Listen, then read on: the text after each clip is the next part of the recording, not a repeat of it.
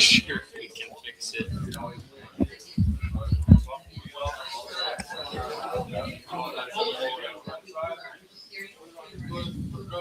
Hello.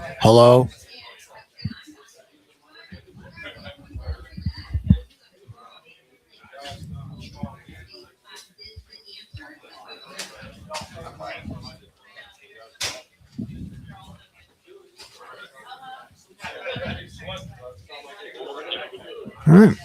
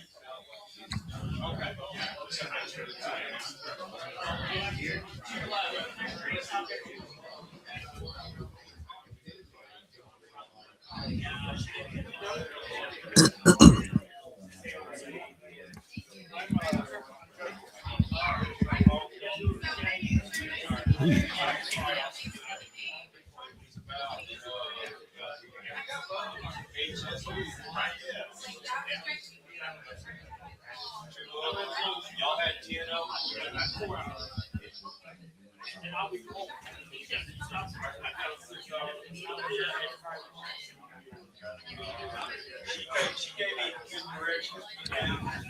Well, not about the car. I didn't tell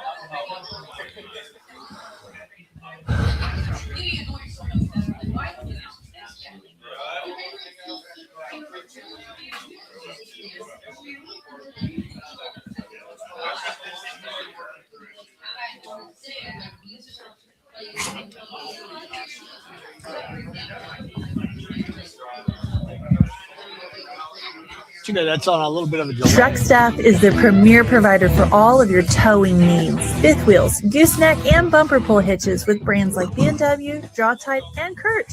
We also sell and install brake controllers and airbags to lift your squatty rear end. Interest-free financing. There's one about 2 miles long in that thing. So now you know. Safely down the road. For all of your hitch needs, stop by Truck Staff today at 427 North Washington. Check us out. Truck Stuff. The NFL Flag Championships are back. Say we and mail it's this game in? on. This is fast. It's fun. The next generation, they came to play. The energy is palpable. Touchdown! Wow! Laying it all on the line in the premier youth flag football event of the summer. Get set to crown a See what Kyle champion. Freeland said? The NFL Flag Championships Yes. presented by Toyota. Here's my story. Live games It's all not what you weekend think. on ABC, ESPN, not good enough to and say more that. Disney networks. Huh? Stream all games. He's not on good enough to say ESPN that. 100%. Evan, Canty, and Michelle are unsportsmanlike. If I'm I have doing my receipts. ideal burger here, I've been into smash burgers lately. Love I it. love a little. Why does smash that taste burger. better? I think it's because You got it. If you want to write flavor this is down. somehow Oh my enhanced, God. and I like the Okay. edges that are You want to crispy. smash it? Yes. Yeah, So it's we're good. going I'm ready. double-decker smash burger. Yep. All right, I it's a want big one. Ready? lettuce, tomato, lots of pickles, Twin Peaks after the second mustard, break, and that's and it. ketchup on top. Unsportsmanlike. Weekday mornings starting at 6 Eastern on ESPN Radio and on ESPN2. Marty and McGee. A Florida man is accused of buying door hinges and Axe body spray from Amazon using a stolen debit card. Gomes used the stolen debit card to buy $79 worth of door hinges and Axe product. Gomes was arrested on July 6th on charges of possession of personal identifying information without consent and petty theft. God bless America. Smelling good and stealing stuff. Marty and McGee. Saturday mornings from 7 to 10 Eastern on ESPN Radio and on the SEC Network. ESPN Fantasy Football is now the official fantasy game of the NFL. The 2026 fantasy football season is going to be the best one yet, with new app enhancements, including NFL highlights in the fantasy app, so you can track your team live every week. Get expert insights from our fantasy analysts and try our new knockout leagues, where the lowest scoring team is eliminated each week until one team remains. Download the ESPN Fantasy app for free today and sign up to play the #1 fantasy game. Amber and Ian. Back in my day, I don't know how that ball got out when last we decided to become sports broadcasters, That last one? social media wasn't a thing. Becoming The an three-run influencer home run. wasn't Yeah. a darn part of it. off And that's Schreiber, not why huh? we came into this business. So maybe to Yeah. a fault, I'm not so bad at getting absorbed. I do think I could go without the social media, but without my 'Cause it was phone, on the like, road. what are we They can't talking do about? anything How right am I on the gonna road. Get anywhere? I'm They going to start certainly can't. counting out stuff on MapQuest again. Amber and Ian. Weeknights at 7 Eastern on ESPN Radio. It's Larry from Shelby, previously on the Paul Feinbaum Show. Professor from Texas, Florida Gator for life, and we finna go in and beat Texas 42-10. Mark my words, and we're gonna go 9-3 this season. Maybe miss the college football playoff by some stupid committee because they need Texas in there for views, for ratings, for everything. Texas about to go 8-4. Y'all finna see it. The Paul Feinbaum Show, weekdays at 3 Eastern on the ESPN app and on the SEC network. The best dancers from across the globe are about to join me for the audition of a lifetime. ABC Mondays. Do they have what it takes to compete and be the next Dancing with the Stars pro? I'm here to win. You guys both at TW Tire? Pat judges cannot will be because the decide. TBT is at 6 tonight in Manhattan. So, Robert Irwin hosts. The next era of ballroom starts right here. And we're on Dancing broadcasting with the that, right? Stars, The next pro. yeah, I Only guess so. Mondays, 8, Yes, 7 Central actually, on we are, ABC. yes. Next day on Hulu. Got it. Yep. Wichita's new sports leader, ESPN Wichita, 92.3 FM, KKGQ, Newton. This is the Shane Dennis Show on the new ESPN Wichita, 92.3 FM. Yeah, it is. And happy Friday, all. Welcome in. We're on location. I'll tell you exactly where here in just a little bit, but it is episode 1263 here on a Friday. Shane and Jack with you, ringing in the weekend as we close out the month of July. We're getting close to it.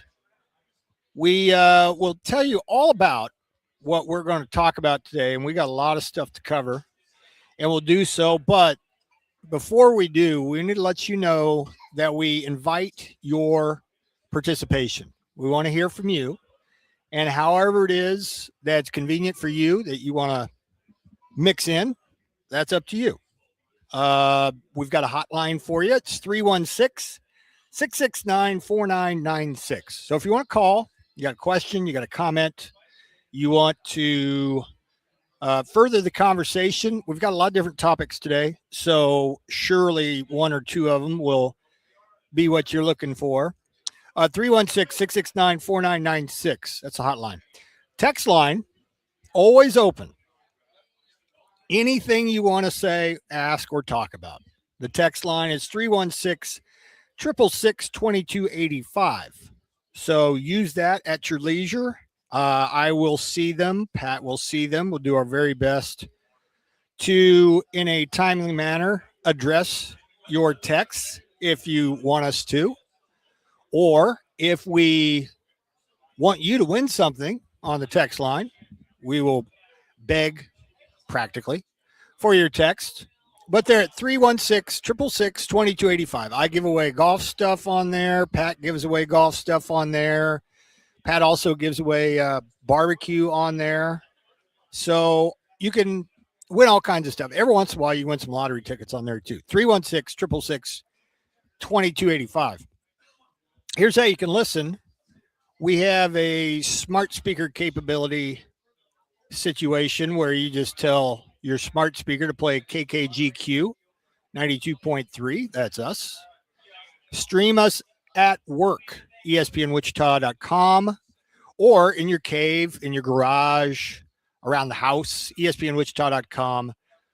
Download our app to your phone, regardless of what kind of phone you have. If it's an iPhone or Android, as long as it's not a flip phone, you can take us with you wherever you go and never miss anything, never miss a moment in theory. But if you do, then you have the capability of going after the fact. Jack does a really good job of turning the shows around after they're done, puts them up on the podcast page. And if there's an interview, if there's a funny bit or story of the week like we have today, and you missed it or you just want to listen to it again, you can do that on the podcast page. 92.3 FM on your radio dial. Follow us on Twitter. Follow us on Facebook. Subscribe to our YouTube. Thanks to the fearless Jackson Schneider. You can also live stream the show today where I am, and I'm not at the Equity Bank Park studio. I'm at T&W Tire for their customer appreciation open house. But if you want to live stream us on Twitter at ESPN Wichita, on our Facebook page, or on our YouTube channel, you can do so. There's they got me in a corner here. And so, the background's not quite like Equity Bank Park where there's TVs all over the place, but you don't want me in the shop either. So here I am in the front room of T&W Tire Customer Appreciation Open House. I'll tell you more about that in a second, but it is July 24th, and we're headed for a high of 89 degrees today after some morning showers. Looks like it's going to not only heat up, but it's going to clear off as well. So we look forward to seeing you out here at 8100 North Broadway in Park City all the way through the 2 o'clock hour. Jack, you're up. Give us the moment of levity. Try to make us laugh. What do you got? A Guinness brewery worker travels to the home of his coworker with bad news. I'm sorry, Mary, but Keith died at the brewery today. Oh, my God, replied Mary. What happened? He drowned in a vat of Guinness, said the worker sadly. That's terrible. Was it a quick death at least? Asked Mary. I'm afraid not, the worker said. He got out to pee twice. I thought I'd heard that before, but apparently not. That was good. Okay, it's National, speaking of Guinness, it's National Tequila Day, National Cousins Day, National Amelia Earhart Day. I'll explain in a moment. Drive-through Day, celebrating the revolutionary convenience that transformed American food culture. And it's a born day of Amelia Earhart. She was born in 1897, aviator and first woman to fly solo across the Atlantic. Also, born day of Michael Richards, Cosmo from Seinfeld. He is 77, believe it or not. And Linda Carter, who will always be known for her role as Wonder Woman, is 75 today. All right, there you go. There's July 24th for you. Before we get into the nuts and bolts of the show, we need to invite you out here to T&W Tire Customer Appreciation Open House. There, I guarantee, is something for everyone, but you have to get here while supplies last, if you know what I mean. They got food here for you. They also have door prizes here for you. And if you sign up for one of the door prizes, whatever it is that you sign up for, you don't have to be present to win, but you got to get in here before 2 o'clock if you want an opportunity to win, among other things, a brand new cooler, a new set of tires. That's the big one to me. That's up to a $1,200 value. You can win a new set of tires. And also there's a Milwaukee half-inch impact set up for grabs. That's worth a lot of money too, plus much, much more here at T&W Tire. Again, customer appreciation open house. You can kind of come and go, introduce yourself to the staff. They got cookies up here too, in addition to barbecue. Just to my right, table full of barbecue, and just in front of me, 5 boxes full of cookies, and they're amazing. So come on in, say hi, give us a wave over here, have some food, but when it's gone, it's gone. And you got to get in here before 2 o'clock. We're at 8100 North Broadway in Park City. We got all kinds of good folks and listeners up here in Park City. And if you live in Bel Air or Park City, you don't have any excuse not to come up here if you're not at work right now, or do it right now. It's your lunch break. Come on by and take advantage of that. So that's where we are throughout the course of the afternoon, ringing in the weekend, and hopefully you're off to a good start. All right, here's what we're going to talk about today, and fire up the text line if you want to, and you want to be a part of the show. The aftershocks last night have been pushed to the brink. They have a winner-take-all Game 3 tonight at Charles Koch Arena, thanks to the enchantments 74-68 win, and an otherworldly performance by Vance Jackson. Dare I say, that may have been the best performance by any shooter in Charles Koch Arena history. We'll talk about that coming up here in a little bit. Plus, we'll hear post-game from Zach Bush, the general manager and head coach of the Aftershocks, after the Aftershocks in Game 1 led the Enchantment by as many as 36 points, and they really never controlled that game last night with the Enchantment, and now they've got a win to move on, and that's tonight at Charles Koch Arena. So a little Aftershocks talk coming up here in a second. Our stories of the week brought to you by Farha Roofing. Mine has to do with a baseball pitcher, and Jack will have his, plus a Twitter question. That'll be in the 12:45 segment as well. And then in the 1 o'clock hour, we'll talk a little baseball. The Midland Rockhounds finally end Wichita Wind Surge win streak at 6 games apiece. The Royals are on the road for the second tonight of 10 games on the road. They took one on the chin last night in Detroit. And also in the 125 segment, I think you'll enjoy this one. I know I will, selfishly speaking. We got 3 guys going into the Baseball Hall of Fame, and we also have a very, very interesting anniversary to celebrate, a 43-year anniversary of a baseball game played between the New York Yankees and the Kansas City Royals. And it has gone down in history. And we celebrate it every year, so long as it's on a weekday, and it is again this year. So we'll talk about a very cool and unique anniversary, baseball-wise, coming up in the 125 segment. And then at the end of the show, I'm Old Jack Young. We'll wrap things up here from T&W Tire, their customer appreciation open house, and then hand you off to the Pulse with Pat Strathman. One other thing I want to mention about T&W Tire, their website is tndwtire.com, but you got to spell out and, TANDWtire.com. And the reason why you need to do that, and it just struck me as I was pulling up here, it's a great facility. They have 24-hour road service available, and they got their own tower. So if you know what hits the fan and you don't know where to turn, T&W Tire here in Park City got you hooked up. They are a full-service tire store, but they can also help you out in your moment of need, no matter when it is. 24-hour road service available. I think that's very, very important, especially the older you get, like me, you start thinking and worrying about stuff like that. So TANDWtire.com for more information, and come by and see us in person up until 2 o'clock. Introduce yourself to the staff. Come say hi to us.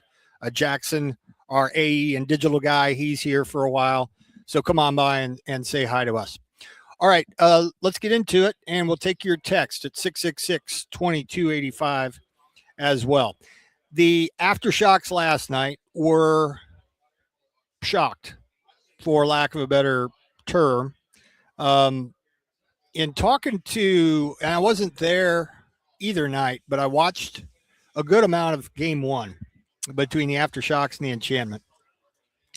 And in Game 1, it appeared that the Enchantment was overmatched and in some ways uninterested.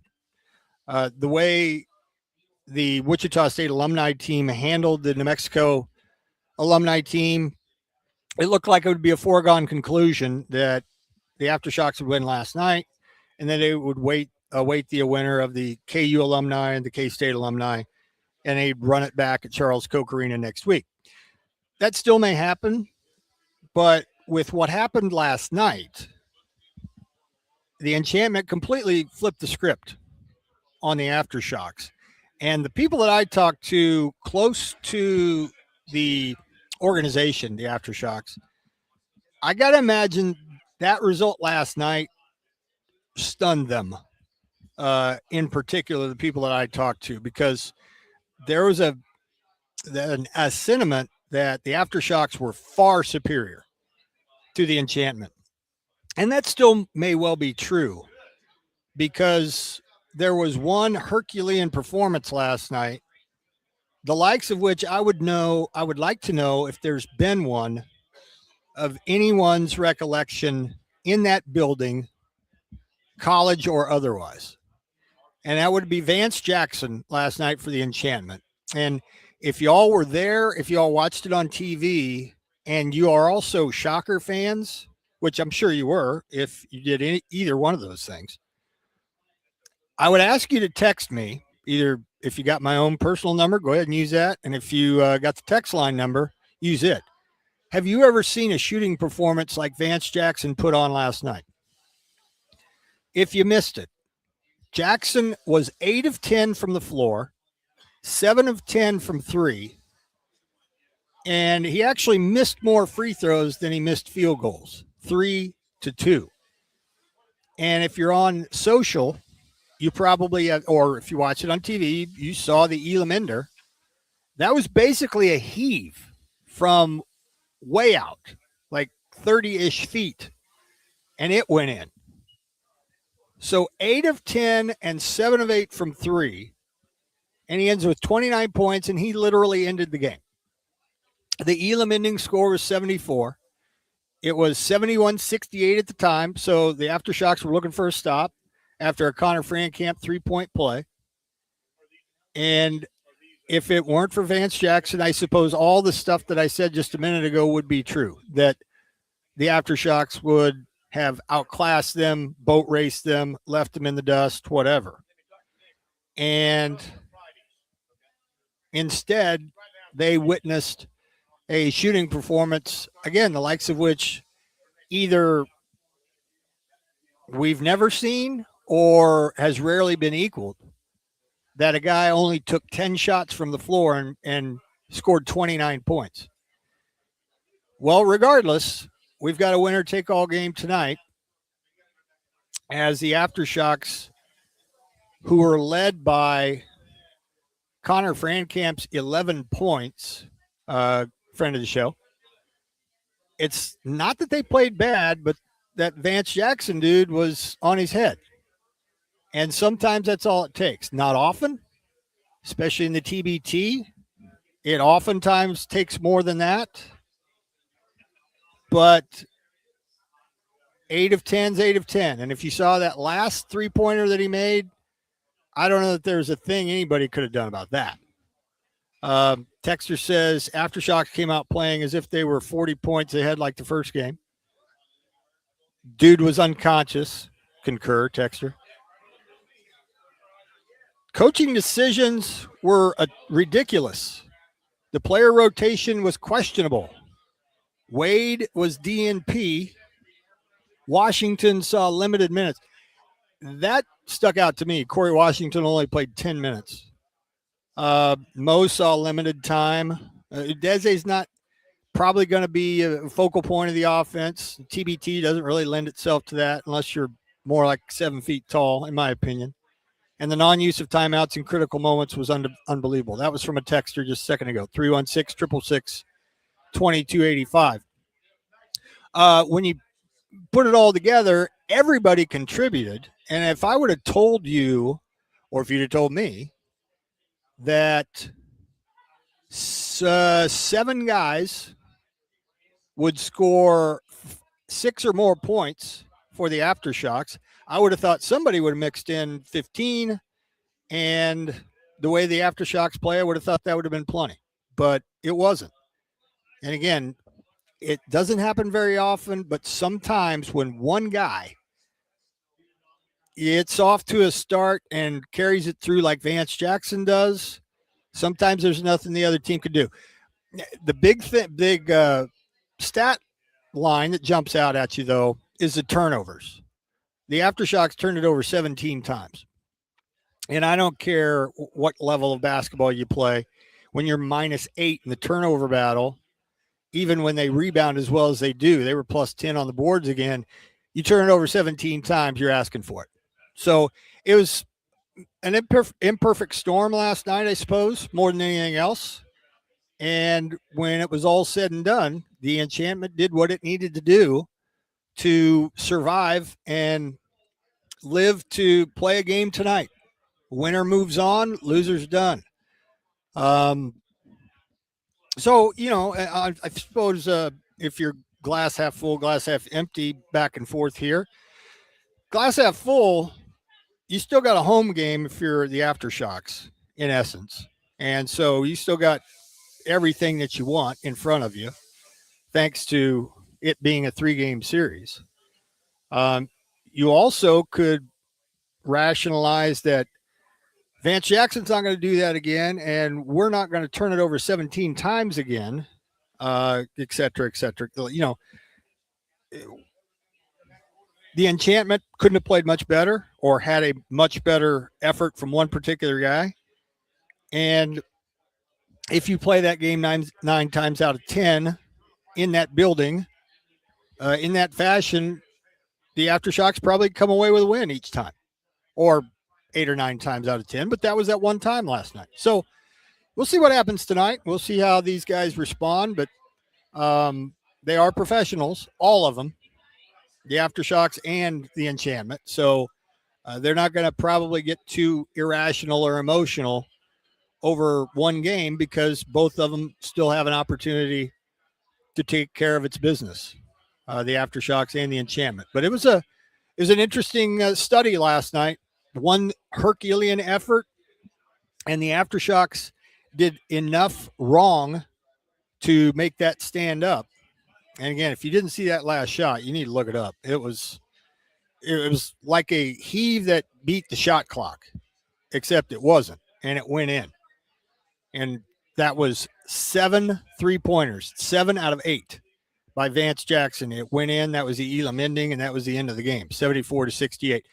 Zach Bush, the head coach and GM, took to the podium last night after the game. Our own Jackson Schneider was there, got some audio for us as the Aftershocks got stunned, 74-68, forcing a winner-take-all game tonight. Here's Zach Bush after the game last night at the podium in Charles Koch Arena after the defeat.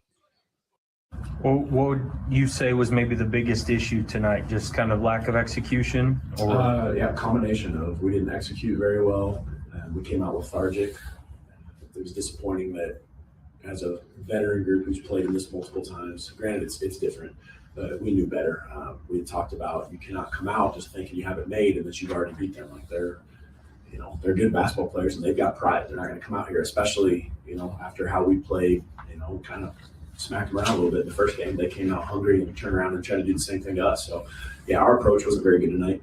That was disappointing. We looked disinterested for part of the first half, and I thought the second group gave us good runs. But,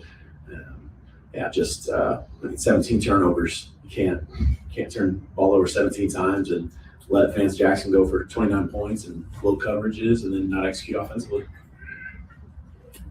I showed some resolve, though. Some pretty key moments, just maybe too big of a hole to dig out of at times as well. Yeah, big hole, and we got there. Just ball didn't go in. A couple, like James Woodard got a great look in the corner for a 3 and missed there late. Just kind of got out of rhythm, but we had a couple good stretches where our second group, especially, I thought Chauncey Jenkins was really good tonight. His energy, just got to be sharper.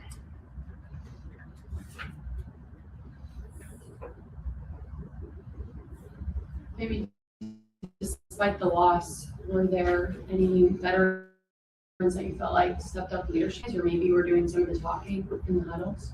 No, I'll be honest. I don't think so tonight. I think we could have been a lot better in a lot of ways, myself included. Starts with me, kind of setting the tone that we have to be more prepared and ready to go. I thought we were, but that's all me. But no, top down, we just weren't very good tonight in a lot of areas. Do you think this lights the fire under them for tomorrow? Yeah, absolutely. Kind of got a pissed off group in there that is embarrassed a little bit and doesn't feel like they played very well. I don't feel like I coached a very good game. So, they'll be ready to go game 3. Kind of struggled to get Marcus Keene involved maybe as much as the other night.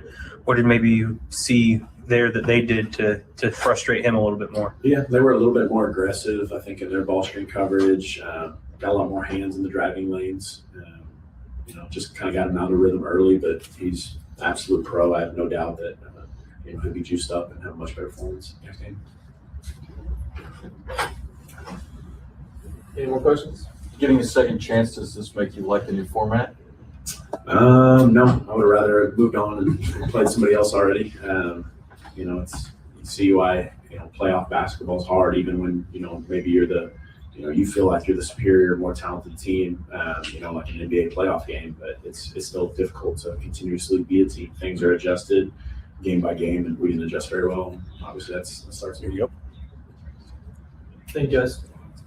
All right, there he was after the game. Zach Bush, GM, manager, coach, overseer. Definitely disappointed after that game last night as the aftershocks have been pushed to the brink. A winner-take-all game tonight at Charles Koch Arena. It's on Fox Sports 2, I believe. And winner goes on, and the loser's done. The winner still has a chance to capture a share, capture $2 million instead of $1 million from a year ago. All right, we continue on here from TNW Tire. We appreciate your text, and we invite them, 316-666-2285. We'd love to see you in person. We're at Park City. We're at 8100 North Broadway here in Park City. TNW Tire, they are having their open house, their customer appreciation open house. It's from now until 2 o'clock, so easy to remember. As long as this show is on, you're invited, and you're more than welcome to come in here and say hi to the group. You can have an opportunity to win some door prizes. They got food also, but both of those things while they last. So when they're gone, they're gone. But you also have a chance to enter to win a brand new cooler, a new set of tires, an impact set from Milwaukee, and much, much more. So get on in here and sign up for those things. You also don't have to be present to win. They'll draw later on. So if you got to come and go, that's fine too. But come by, see us, and more importantly, introduce yourself to the friendly staff if you haven't done it yet. And if you're up here north of Wichita, Bel Air, Park City, Valley Center, any of those places, and you're unfamiliar with TNW Tire, come on by, treat yourself. You need anything done, tire related, anything to have to do with your car. They got gigantic bays here. There's a semi truck in there, for crying out loud. So there's nothing that they can't do, and there's no tire that they can't outfit your car with. So familiarize yourself with them. Say hi. They're great, very friendly. TNW Tires, where they are. You can check them out online at tandwtire.com. We'll be out here all afternoon long.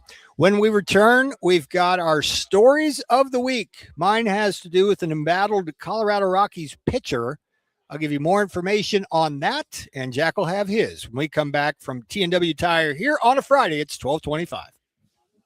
You're listening to The Shane Dennis Show on ESPN Wichita. America is turning 250, and we're celebrating all month long at Midwest Kia with our Stars, Stripes, and Savings sales event. Save on every new Kia that's built in America, including the Sorrento, Telluride, and more. Plus, when you purchase any vehicle, you'll get a $250 gas gift card. Visit MidwestKia.com. And remember, we want to see ya in a Midwest Kia. the Sorrento and Optima GDI, select trim levels only, are assembled in the United States from U.S. and globally sourced parts. See dealer for details. Offer ends July 31st.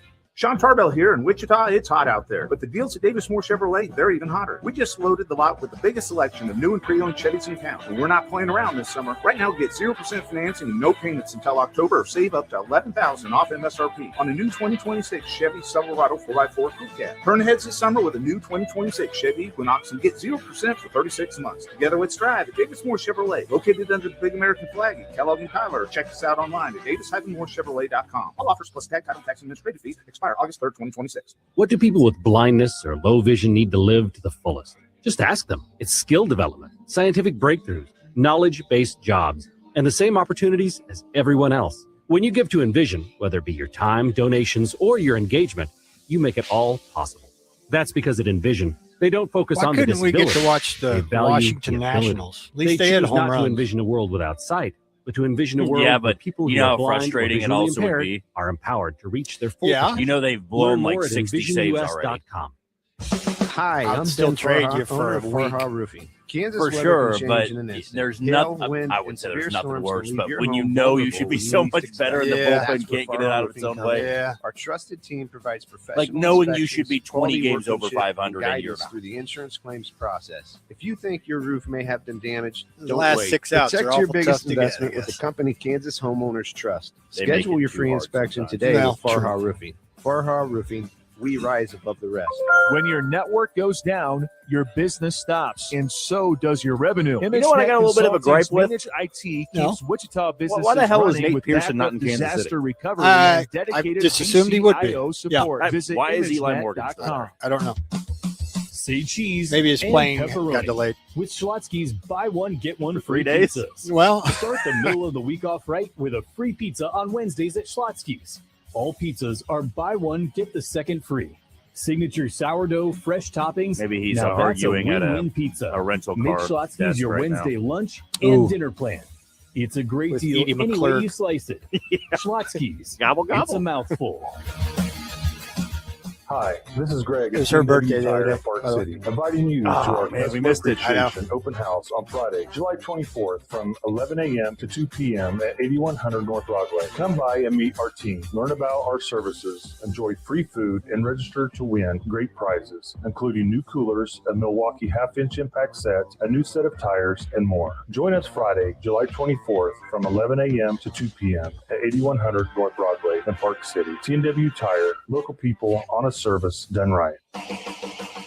Get ready for a new NFL season with the best coverage of Chiefs training camp on ESPN Wichita, 92.3 FM. As a competitor, I want to be out there with my guys. It looks like he's going to be able to do some things during camp. The biggest thing for me now is trying to get into the running and cutting, and I've started that stuff. From training camp to the Super Bowl, Wichita's best Chiefs coverage.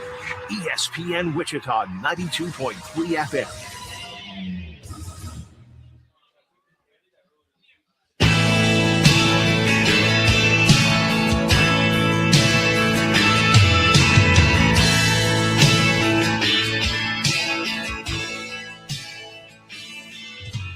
Looking at you through a misty moonlight, Katie did sing the like great a symphony. Pam Tillis Porch swing sway like celebrating a birthday today. It's Mel Tillis's girl, if I'm not mistaken.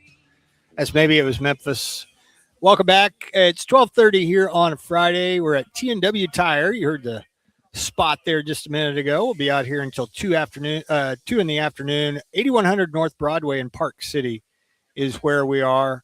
Food, door prizes, enter for chance to win really cool prizes like a new set of tires. You got to come by and see us. You got to come by and see this place to believe it. It's a great place, and we're out here celebrating a Friday as well. It's time now for our story of the week. It's brought to you by Farha Roofing. When storms hit, don't let your roof take the damage. Farha Roofing is here to restore and protect your home with expert repairs and top quality materials. After the storm, call the best. Farha Roofing. We rise above the rest.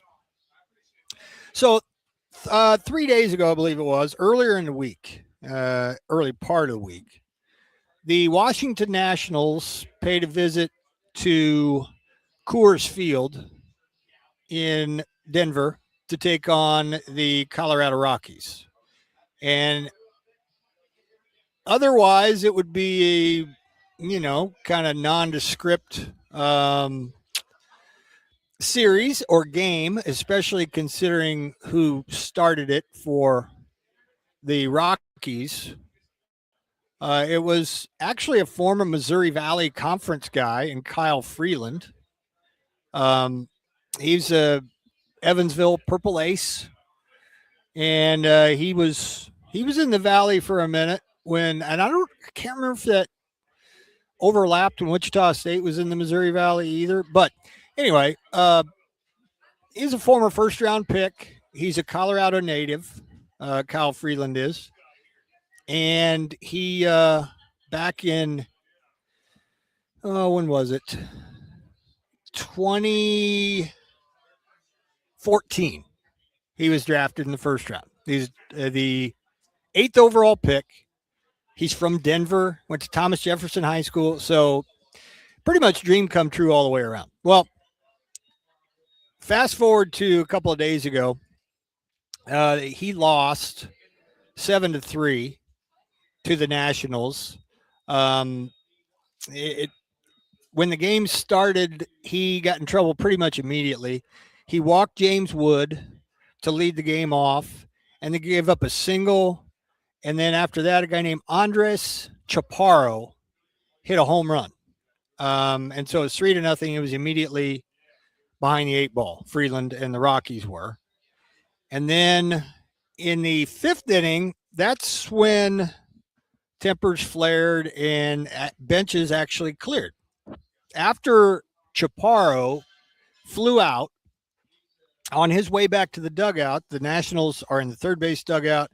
So he's halfway between first and second and running back to the third base dugout and ran over the back part of the mound. He had maybe 1 step, I don't know if 2, but his cleats touched the dirt of the mound. And Kyle Freeland didn't like that. He yelled at him. If you can read lips, there were some expletives, and Kyle Freeland said, "That's my mound." I'm paraphrasing, but in essence, he said this: "That's my mound." Drop some F-bombs, have a little respect, that sort of thing. Well, nothing became of it. Nobody fought, but Freeland made it known that you don't do that, and referenced the mound as his. It's my mound. Normally, I would guess that y'all would guess that I would go to bat, so to speak, for Kyle Freeland in this case, because you might think that I would agree with him, that position players stay away from the mound. That's the pitcher's mound.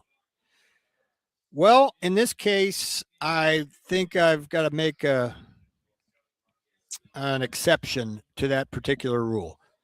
First of all, if you saw the replay, I think 2 things can be true. I think Chaparro did do it on purpose, but also it was 1 step, and it was the very back flat part of the mound, the dirt part of the mound. It wasn't even the mound. It's not like he ran over the top of the mound, all right? But I think there was some intention that he touched the dirt, but there was also not something egregious to where Freeland was justifiable and having a little mini attack. By the way, Freeland gave up 4 runs and 7 hits in 6 innings and got the loss, and he is now 2-9. So my story of the week here is Kyle Freeland doesn't really have a leg to stand on when it comes to telling people to stay off his mound. I know this is semantics. Maybe I'm splitting hairs here, but it also has to do, I think, and Jack, you can correct me if I'm wrong, or, if you think otherwise, you got to have a certain amount of skins on the wall to make that sort of proclamation. Short of a guy running over the top of the mound and into your foot tracks where you're landing, that probably would rise to the level of maybe pushing and shoving and maybe legit benches clearing. But in Kyle Freeland's case, I think you probably got to look yourself in the mirror a little bit before you start barking at people about running over the top of your mound. This year, Freeland is 2-9 with a 7.28 ERA, and he has a minus 0.8 WAR. Lifetime, he is 67 and 99 in his major league career. That also includes his first 2 years as a big leaguer when he was 28 and 18 overall on the mound, wins and losses. So recently, and I mean in the last 1, 2, 3, 4, 5, 6, 7, 8 years, he hasn't hardly gotten anybody out. He led the league in losses last year with 17. He's leading the league in losses this year with 9. So he has a combined 7 and 26 in his last 2 years. He's got a career ERA of 4.73, and he has a sub 500 winning percentage every single year except for his second year when he was 17 and 7. He had a career year in his second year in the big leagues. Since then, he's gone 3 and 11, 2 and 3. That was the COVID season. 7 and 8, 9-11, 6-14, 5-8. Last year he was 5-17. And in 2026, he is currently 2-9 with an ERA of 7.28. Now, for those of you that want to go to bat for him a little bit and say he pitches for the Colorado Rockies, who are dreadful, then I would listen to that. You're not going to win many games when you're pitching for the Rockies. But for those of you that want to push back on he pitches half of his games at Coors Field comeback, you might be surprised to hear the splits here. And this is a big reason why that I don't think Kyle Freeland can say, this is my mound, stay the F off of it. You should see the splits, home and away, with Kyle Freeland. Home, he has won more games than he's won on the road. Now, his ERA is higher, as you might imagine. In Denver, his ERA is 4.98. But on the road, it's not all that different. On the road, he is a 4.49 ERA guy. So still 4.5 ERA away from home. And would it surprise you to know that Freeland has given up the exact same amount of home runs at home and on the road? He has pitched exactly one more game at Coors Field than he has away from there. 128 games to 127 games, and he's given up the exact same amount of home runs.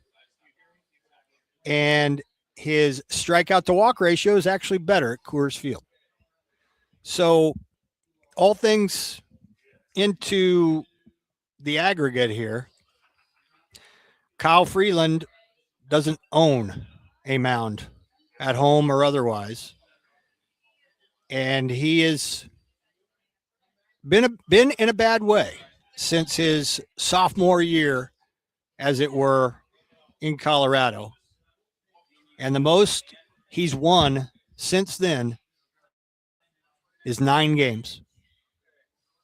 And he is, as of this year and last, 7-26 on the hill.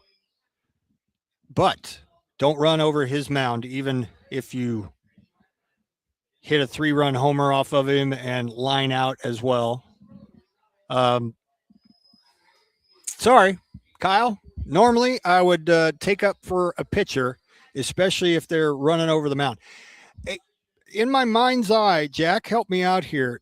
Didn't Dallas Braden chew out Alex Rodriguez for doing similar things? That sounds right. Yeah. It was something like that back when he was pitching for Oakland. Yeah.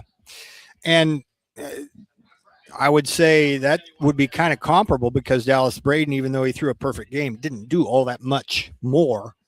Am I wrong there, Jack, in saying you can really only pop off to the hitters if you got a little bit more of a cachet than a guy like Kyle Freeland has, or there's certain unwritten rules that position players don't need to be D-bags and go out of your way to do that? I would say for starters, Kyle Freeland's always been a fiery guy. I would be too, pitching in Colorado for as long as he has. I mean, all 10 years of his big league career have been spent in Colorado pitching at Coors Field. And honestly, his career numbers are pretty impressive for dealing with that ballpark half of the year. He was 4th in Cy Young voting in his second year in the big leagues. I mean, I want to say that was the year that Colorado got to the NLDS, which is hard to imagine. I remember they beat the Cubs in the wild card. That might have been. They were 91-72 that year. Yeah, so that was that year. Yeah. It's crazy to think about because they've just been awful really ever since.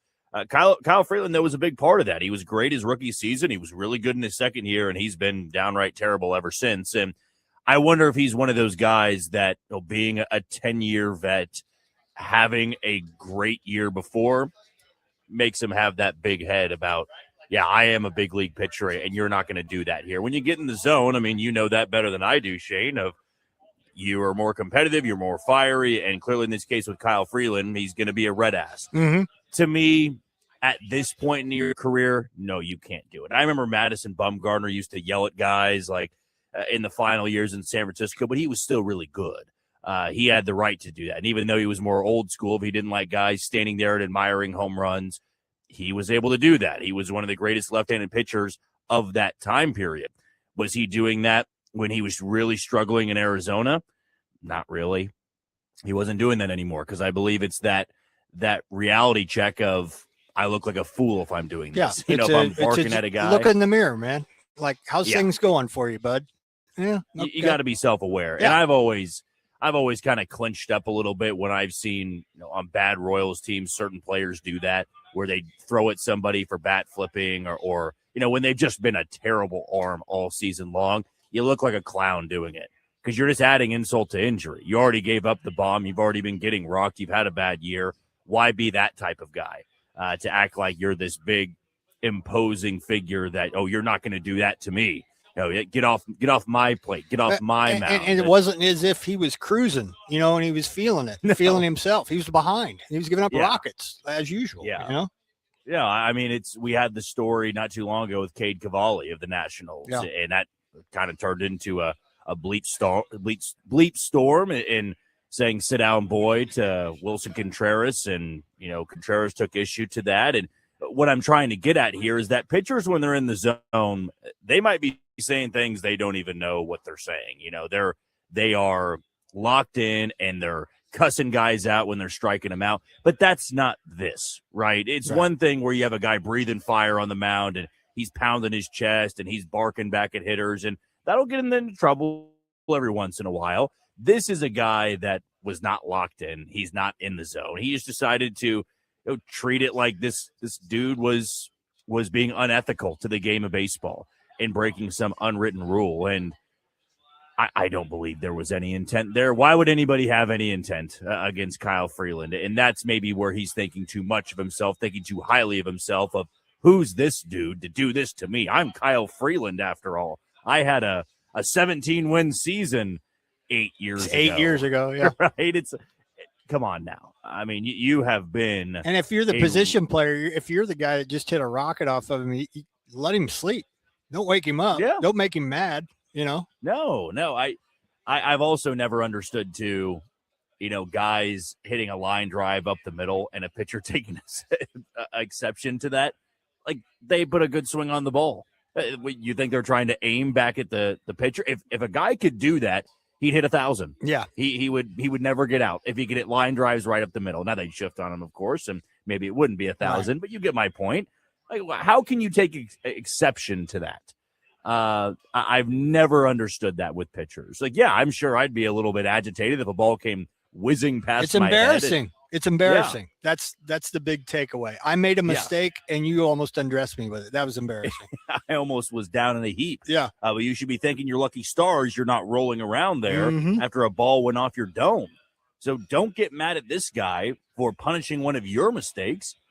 Put your head down, get back up on the mound, and try to get through this thing. Kyle Freeland's done a few weird antic things over the past couple of years, and I'm sure it's just been pitching for a really bad team and the numbers aren't there. I will say, having a sub-5 ERA at Coors Field in 30-plus starts, that's pretty good. Pretty good. I would say.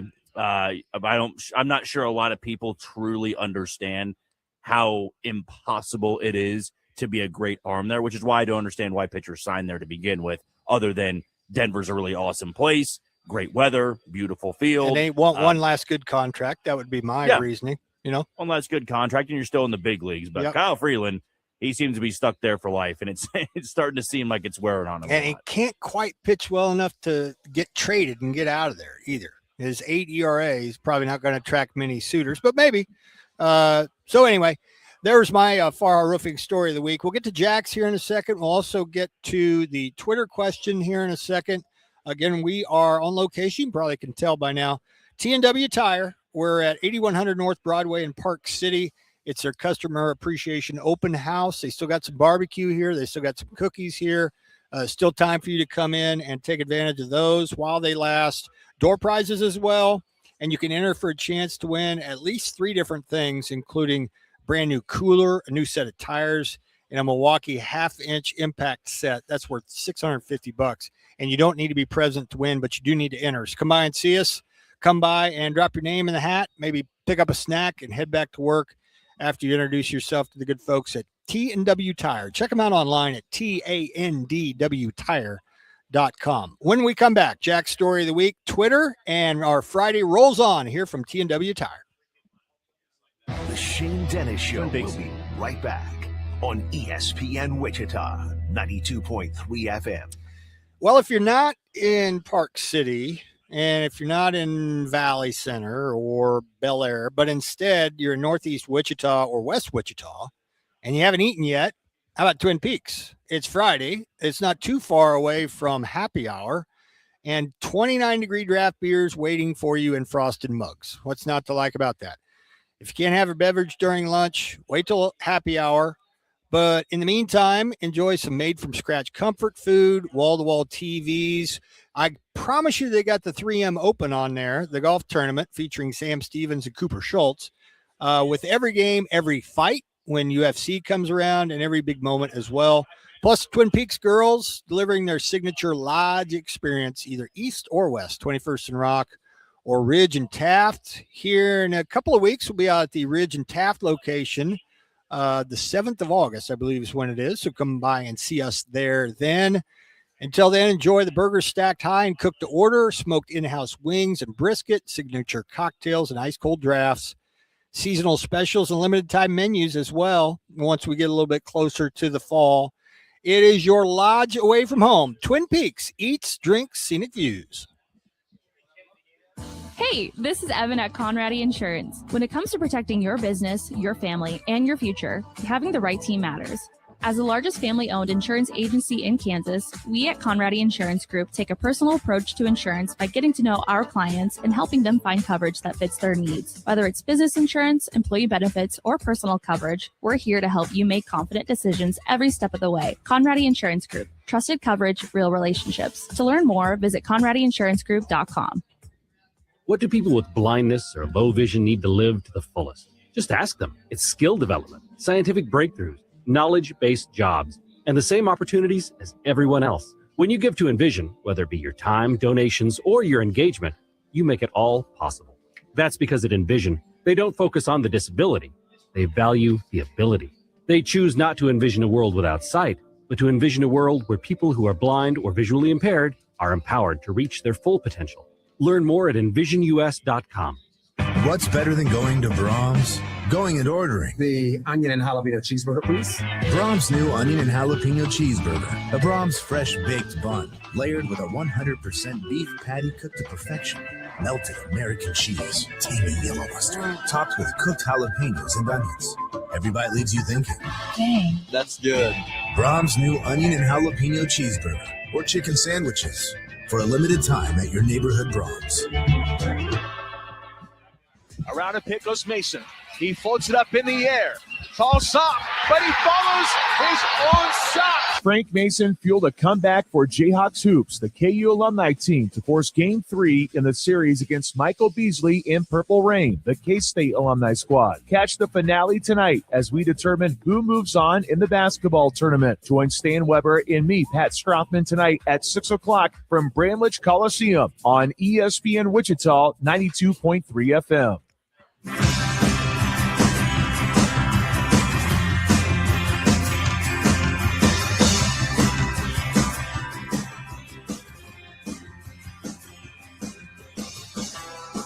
It's Robbie Gray's birthday. He's a singer of that there song right there, I Melt With You. It's 12:51 here on a Friday. T&W Tire, Customer Appreciation Open House, where we are in Park City, 8100 North Broadway. Come on in and see us. Still got some food, still got some treats, and still got opportunities for you to sign up for some cool door prizes as well. Customer Appreciation Open House, T&W Tire here in Park City. The story of the week brought to you by Farha Roofing. We need to get to Jack's. We need to also get to the Twitter question. All right, Jack, story of the week time. What do you got? Well, I rarely come across really cool stories like this, but I can't wait to tell this one because it's not about a game going on or a certain player, but a player that is no longer here. A teenager found Wilt Chamberlain's 1972 warm-up jacket at a thrift store in Oregon and got over $89,000 at an auction for it. So here's how the story goes. This is in Portland. A warm-up jacket worn by Wilt Chamberlain during the 1972 NBA Finals that was bought by a teenager for $3.07 at an Oregon thrift store sold for $89,600 at an auction on Monday. Quinn Brown had been eyeing a massive bin of clothes at a Goodwill store outside of Portland in January when he saw someone toss a Lakers jacket with Chamberlain's name on the back of the pile. Brown, who resells used clothes online, quickly grabbed it. The jacket was auctioned by Sotheby's, I believe that's what it was, which had been estimated its value between $150,000 and $250,000 before bidding closed Monday. It received a total of 48 bids, according to the auction house. Described on Sotheby's website as an extraordinary piece of memorabilia, the short-sleeved yellow warm-up jacket was worn by Chamberlain during the 1972 NBA Finals, in which the Lakers beat the New York Knicks. This was from Brown, who, of course, found the jacket. I didn't even think that finding something like this was possible. I got very, very lucky. And for the past 3 years, Brown has been reselling clothes online after finding them in thrift stores. The most expensive item he had sold previously was a T-shirt of Sub Pop Records, the indie label that signed Nirvana in 1989 and released the first band's album. It went for $250. So that's the most expensive thing that Still he had pretty good. sold. It was not bad at all. Yeah. I mean, I would kind of want to keep some of these things. But yeah, I cannot imagine the person that had this piece of clothing had any idea it was either real or was not a sports fan whatsoever. Because I'm looking at the picture right now. It's so cool. And I don't know if since I'm not in that market of going to thrift stores, getting cool things and selling them online to get a profit, I would keep that thing. I mean, I'd either frame that thing or I would wear it around because it is really cool. It has to be. You got to think about this too. This is Wilt Chamberlain's warm-up. I know. Like, what do you think it is? A triple XL or whatever it'd be? Right. I mean, it'd be a huge, huge warm-up shirt. And it's got that old, authentic look. And to think that you could walk into a thrift store and get that for $3, it's why going to thrift stores are pretty fun. It's not a passion of mine, but every once in a while I like to pop in and see what throwback gear they've got there. And if I stumbled across something like that, I wouldn't believe that it's the exact make of it. It's the exact one that he wore. And I also started to wonder, reading the story, how do you even figure that out? Yeah. Right. How do you figure out that's from the night? I mean, I'm sure there's a little stitch in there somewhere that says NBA Finals, and they went back and saw the logo was from 1972. Matching up all the photos throughout the course of history, probably too. There's somebody that's an expert on that, you know?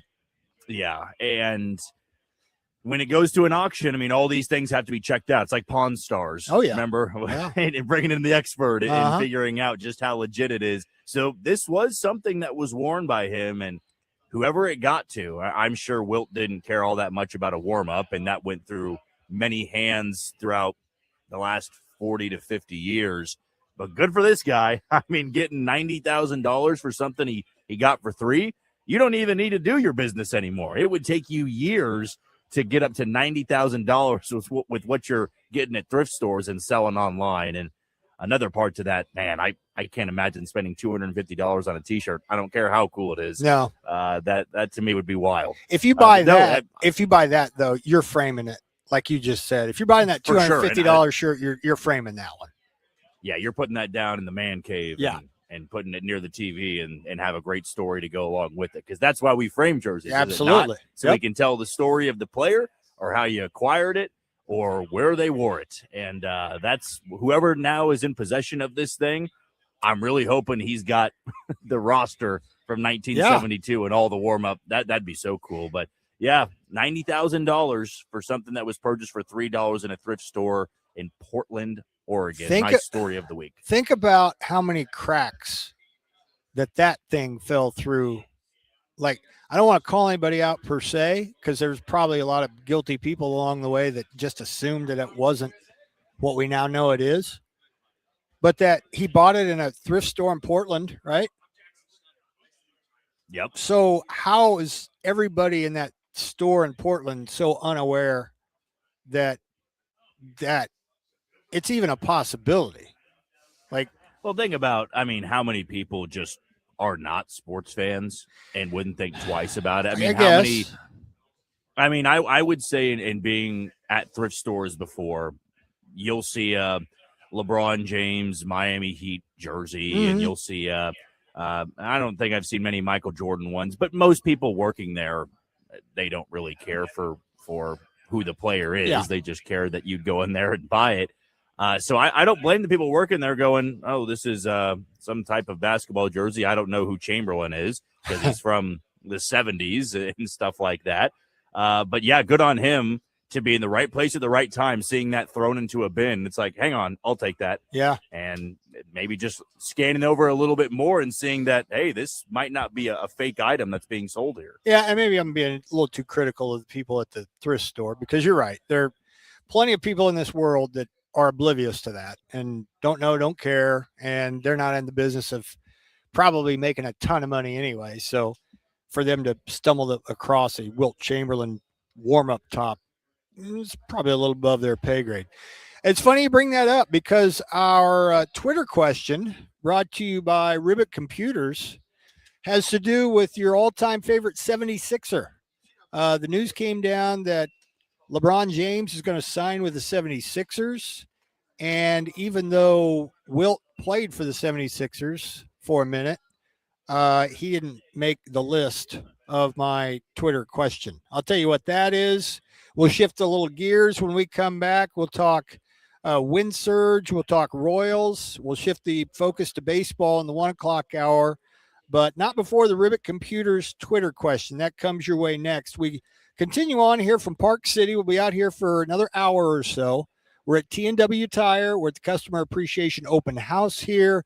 Been a really good crowd moving in and out here, enjoying some free barbecue, some free cookies over here. Also, we encourage you to sign up for the door prizes. Again, the food and the door prizes while they last. When they're gone, they're gone. When all the giveaways are done, they're done. But you do have a chance to enter to win some really high-level prizes like a cooler, new set of tires, a Milwaukee half-inch impact set, and much more. T&W Tire, you got to come in and sign up. You don't need to be present to win, but you got to swing by here in order to get a chance to win something. Customer Appreciation Open House here in Park City, here north of town. So if you're up this way, come by and see us. Come by and see them. We'd both love it here on a Friday. When we come back, the Twitter question and a little baseball talk next.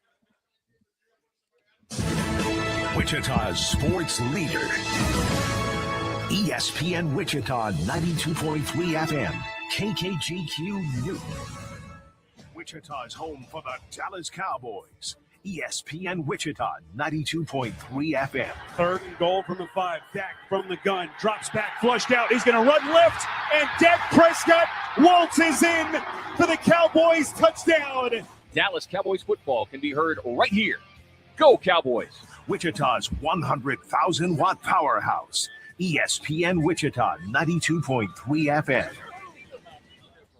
Go Hog Wild Pit Barbecue. The best barbecue deal in town is at Hog Wild. Right now, Hog Wild is serving up a $5.99 meal that's big on flavor and easy on your wallet. Get a 1-meat sandwich, your favorite classic side, and a drink, all for just $5.99. Want brisket? Upgrade to our tender slow-smoked beef brisket for only $1.50 more. Pulled pork, juicy chicken, and hot links. Everything is smoked fresh, made daily, and piled high. This is real barbecue at a price that's hard to beat. When you want big flavor and a big deal, head to Hog Wild for the $5.99 meal deal today. Great food, great price, great barbecue. Join us for lunch or dinner or order online at GoHogWild.com. Hog Wild Pit Barbecue, 6 locations in Wichita, also in Derby, El Dorado, Hutchinson, and Salina. Go Hog Wild Pit Barbecue. Hog Wild, get some for you.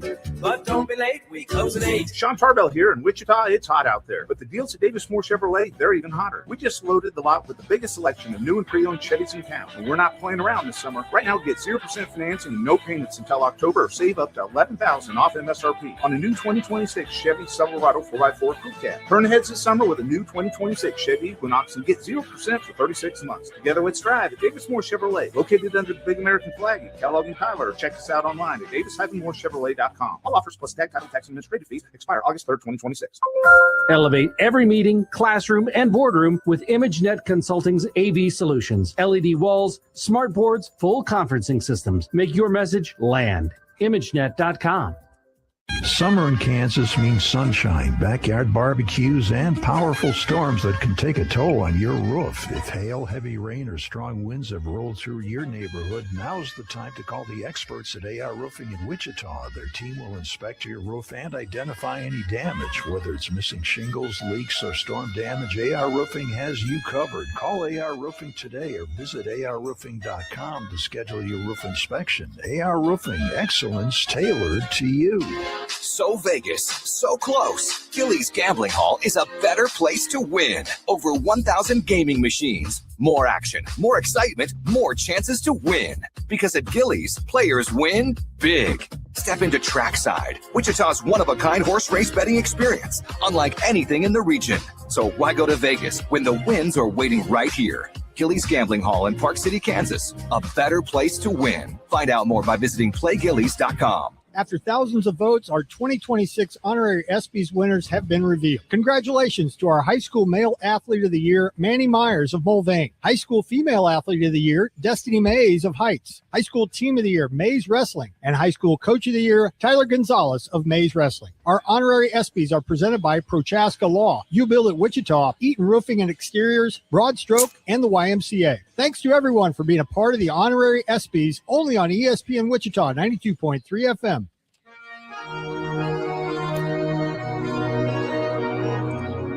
J-Lo, ya tú sabes. That's right. It's J-Lo's birthday. Jennifer Lopez. Jenny from the block. Happy birthday. Shane and Jack with you from T&W Tire Customer Appreciation Open House here in Park City for another hour or so. Hour number 2 here on Friday. Coming up here in just a little bit, we'll have the Pulse with Pat. He's on location again. He's been running ragged with TBT, etc. So he will be along at about 55 minutes from right now or something like that. Twitter question is brought to you by Ribbit Computers. If you got a broken phone, you got a cracked screen, dead battery not charging, whatever the problem is, Ribbit Computers has you covered. They've been Wichita's go-to for fast, affordable phone repairs for 20 years. And most of their fixes are done same day, and walk-ins are always welcome. So don't wait days or spend a fortune either. Hop into Ribbit Computers, get your phone back up and running today. Twitter question has to do with your favorite 76er. The news came down earlier that LeBron James is going to play at least 2 more years. That's playing anyway. And he's signing with Philadelphia. And Jack's story of the week had to do with the former Philadelphia Warrior, a 76er, Wilt Chamberlain, who didn't quite make my list because the question is, who's your all-time favorite 76er? At ESPN Wichita. Write in if you want, because there's a bunch of them. I left off, for example, Wilt Chamberlain, who only played 4 years for them. Hal Greer, who frankly is an old, and I don't have as many olds on Twitter following me, so I left him off of there. Also, not quite making the list, Maurice Cheeks, Joel Embiid, I guess modern-day 76er.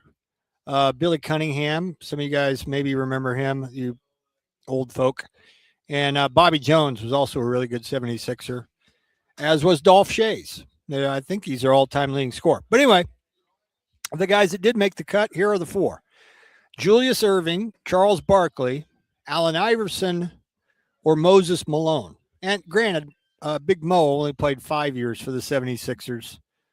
Played a good amount for Houston Rockets and, of course, the ABA before that. But those are your four, your all-time favorite 76er, with a nod to LeBron James, who now is apparently going to play for Philadelphia to finish out his NBA career. So far, Allen Iverson is getting 36.4% of the vote.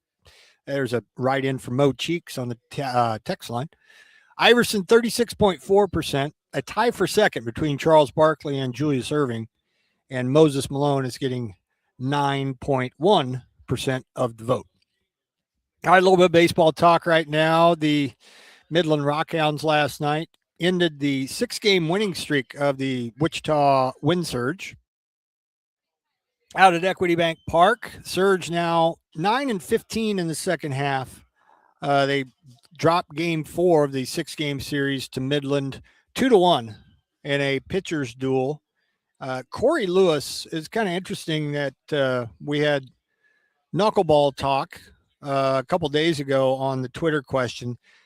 Corey Lewis actually throws a knuckleball, and he throws it hard. He throws. I think I mentioned this once before on the show. Corey Lewis throws a knuckleball in the mid-80s as far as MPHs go. But he was good again last night. He threw 4 scoreless innings, struck out 6, his second highest strikeout total of the season. The Wind Surge only got 4 hits, though, and 1 run, and couldn't make it stand up because the Rockhounds got 2 runs in the top of the 9th to win the game. Wichita actually got the tying run to second base in the bottom of the 9th, but failed to get him in. So the win streak is over, and they'll try to start another one tonight at Equity Bank Park as game 4 of that series goes down tonight. They dropped the game last night. No, wait, game 4 tonight. Game 5 tonight. 5, Friday, Saturday, Sunday. 4. Game 4 tonight. Regardless, the series continues with the Midland Rockhounds as Midland wins 2-1. On the big league side, really over the last week or so, the Royals and Wind Surge kind of been mirroring one another. Royals been playing all right. Wind Surge have been playing all right. And then last night, they both did the same thing. They both lost by 1. And it was a game that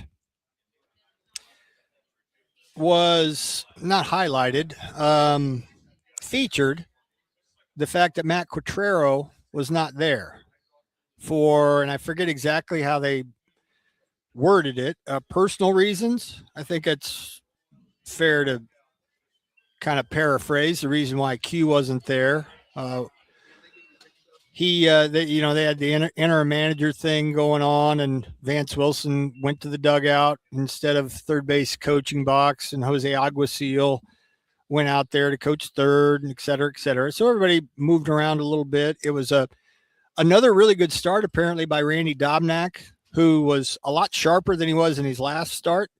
But in his last start, he wasn't bad either. He went 4+ in his last start, and he went 5 scoreless in his start last night. And it was a kind of a role reversal. John Schreiber wasn't very good, and Matt Strom was. And usually that's the other way around. And then Steven Cruz gives up a run on the bottom of the 8th that ends up being the game-winning run. It was 2-0 Royals after 6, and then Detroit got a 3-run home run in the 7th off of Schreiber, and then both teams got a run in the 8th. Royals got 1, but Steve Cruz couldn't keep the Tigers off the board in the bottom of the 8th. And isn't that just how it's gone for the Royals? So they're now 43-61. That was game 1 of 10 on the road and game 1 of 4 with Detroit. Jack, I don't suppose you have any inside dirt on what the Matt Quatrero situation is. They usually keep that pretty tight to the vest as far as being away for personal reasons. Any scuttlebutt at all? Not that I've heard, no. Yeah. All we know is that he's back with the team tonight, and whatever's been resolved is hopefully been resolved in a good manner. Okay. So nothing nefarious here, apparently. May be wrong after the fact, but after just 24 hours, there couldn't be too many things that had gone sideways if they did. So, all right, there you go. The Royals lose last night, 4-3 was the final. Game 2 of that series will be tonight in Detroit. And Jack and I were discussing off air that it's just one thing or another with the Royals when they're away from home. They have had a dreadful road record. They doing the opener thing with Beck Way and then Noah Cameron coming in after that tonight. They're going to try that out. Yeah, I'm actually kind of surprised they're going with an opener, considering Cameron's best numbers are in the first inning. So whether this is just to give him a different look, I actually haven't checked to see if Detroit's really good in the first inning. So maybe that's a reason why they did it, of just getting through that first inning and then handing the ball over to Noah Cameron. But I don't fault them for shaking some things up. Noah Cameron's been really, really terrible this year. Yeah. And outside of a couple of starts in Cincinnati, and then he had one before that, I want to say maybe it was St. Louis, where he looked pretty sharp. He's been ghastly. He's not getting ahead in the count. His curveball is not the same pitch that it was last year. His cutter is his best pitch, but he's not ahead enough in the count to use it effectively. And tonight, you're going to have your work cut out for you. But I would also say this, if Randy Dobnak is able to go out there last night and throw 5 shutout innings, no excuse you can't go out there and at least toss at minimum 5 innings and keep your team in the game. That's what you said last week about the exact same situation. Dobnak can make it into the 5th, then you can avoid falling completely apart and giving up 7 or 8 runs, which is what Noah Cameron did in his last start. There's a really cool chart courtesy of Yahoo Sports before we get off of we won't get off baseball. We'll talk a little bit more baseball. It's historic what we're going to talk about in the next segment. But just recently, the Boston Red Sox had a 15-game winning streak snapped in Baltimore. And it was part of a day-night doubleheader. Boston won the first game, and Baltimore took the next game. So that halted the Red Sox win streak at 15 games. There's a chart on Yahoo Sports that highlights every franchise's longest winning streak. And it still belongs to the Los Angeles Lakers. Speaking of wilt, the 71-72 Lakers won 33 consecutive games. That's still the longest winning streak of the 4 major sports. If you're curious, the longest, and I am, the longest NHL winning streak is 17. So I suppose it stands to reason. It makes sense to me that the longest winning streak in hockey would be relatively low, 17 games. Now, of course, this is excluding college teams, NCAA football, NCAA baseball, NCAA basketball. Those winning streaks are quite a bit longer. Those are more gaudy numbers. But the Lakers have the longest regular season win streak of the 4 major sports at 33 games. The Miami Heat are second with 27. Jack, do you have any idea who holds the longest winning streak in Major League Baseball history? And it's not the A's. No, it's didn't Cleveland break it? Cleveland did, but it's not them either. Cleveland's got 22. The A's, of course, had 20. But it says here the Giants won 26 straight. Did they do that Man, what recently? year? I don't know. It doesn't say. And that's bad reporting by me. Stand by. Here's why. The 1916 Giants. Okay. So it wasn't San Francisco. It was the Giants organization or franchise. The 1916 Giants. Did they mention that in Moneyball and we just missed that? I don't think so, right? I know it's they never got that far. 1906 White Sox and the 1946 New York Yankees. They have company. Yes. Then Cleveland broke it, and they broke it against the Royals. Yes, because they got the 22. That's right. Which the euphoric state one would have to be in to watch your team win every night for 3 weeks. Yep. And what's even funnier about that, and shows that Cleveland is forever cursed when it comes to baseball, They went up 2-0 in the ALDS against the Yankees and lost that series. They won like 107 games that year. Yeah. So the 16 Giants, so I beg your pardon, 26. Then Cleveland, 22.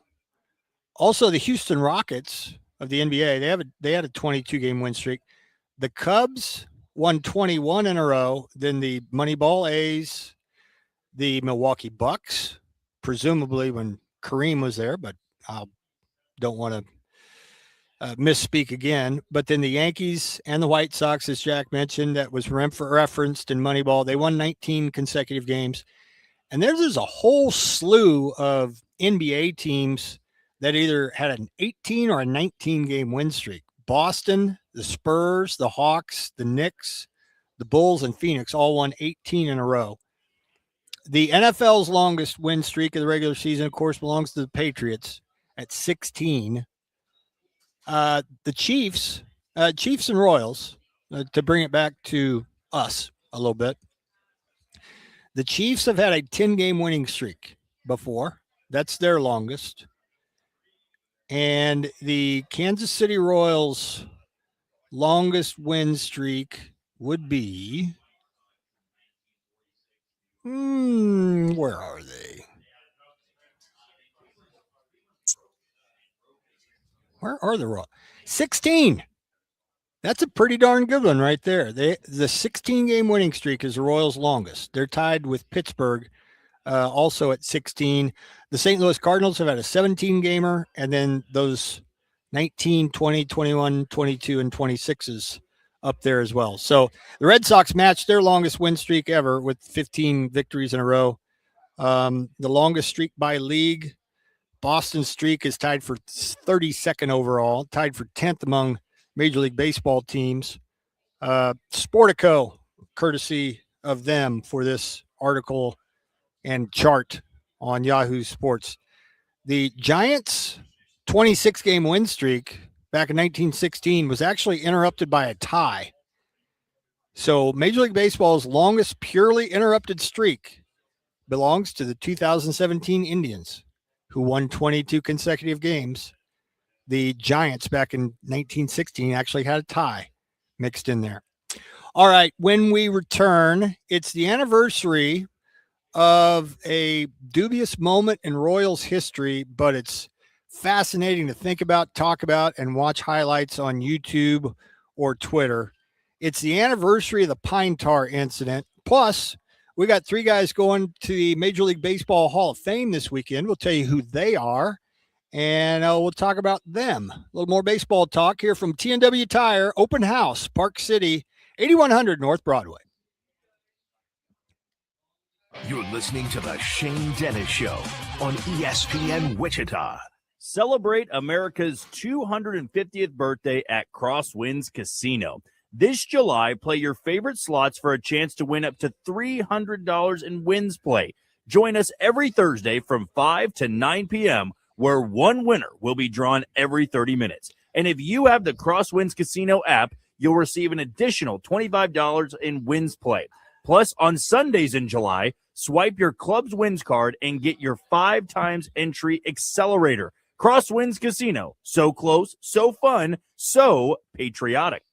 Step into Twin Peaks and you're in the lodge. Warm wood, roaring TVs, and the kind of energy your living room wishes it had. Wings, burgers, and ice-cold 29-degree beer. And a vibe that keeps you planted till the final buzzer. Twin Peaks. Eats, drinks, scenic views. What do people with blindness or low vision need to live to the fullest? Just ask them. It's skill development, scientific breakthroughs, knowledge-based jobs, and the same opportunities as everyone else. When you give to Envision, whether it be your time, donations, or your engagement, you make it all possible. That's because at Envision, they don't focus on the disability. They value the ability. They choose not to envision a world without sight, but to envision a world where people who are blind or visually impaired are empowered to reach their full potential. Learn more at envisionus.com. Sean Tarbell here. In Wichita, it's hot out there, but the deals at Davis Moore Chevrolet, they're even hotter. We just loaded the lot with the biggest selection of new and pre-owned Chevys in town, and we're not playing around this summer. Right now, get 0% financing and no payments until October, or save up to $11,000 off MSRP on a new 2026 Chevy Silverado 4x4 Crew Cab. Turn heads this summer with a new 2026 Chevy Equinox and get 0% for 36 months. Together, let's drive at Davis Moore Chevrolet, located under the big American flag at Kellogg and Tyler. Check us out online at davis-moorechevrolet.com. All offers plus tag, title, tax, and administrative fees expire August 3rd, 2026. Get ready for the NFL season with the best coverage of Chiefs training camp on ESPN Wichita, 92.3 FM. As a competitor, I want to be out there with my guys. It looks like he's going to be able to do some things during camp. The biggest thing for me now is kind of getting to the running and cutting, and I've started that stuff. From training camp to the Super Bowl, Wichita's best Chiefs coverage. ESPN Wichita, 92.3 FM.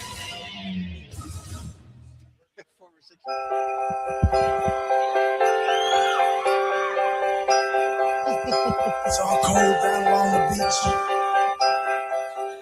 And the wind's whipping down the boardwalk. All right. Little explanation here. I know you want to let that go. It's not Bruce Springsteen's birthday. It's his son's, Evan Springsteen.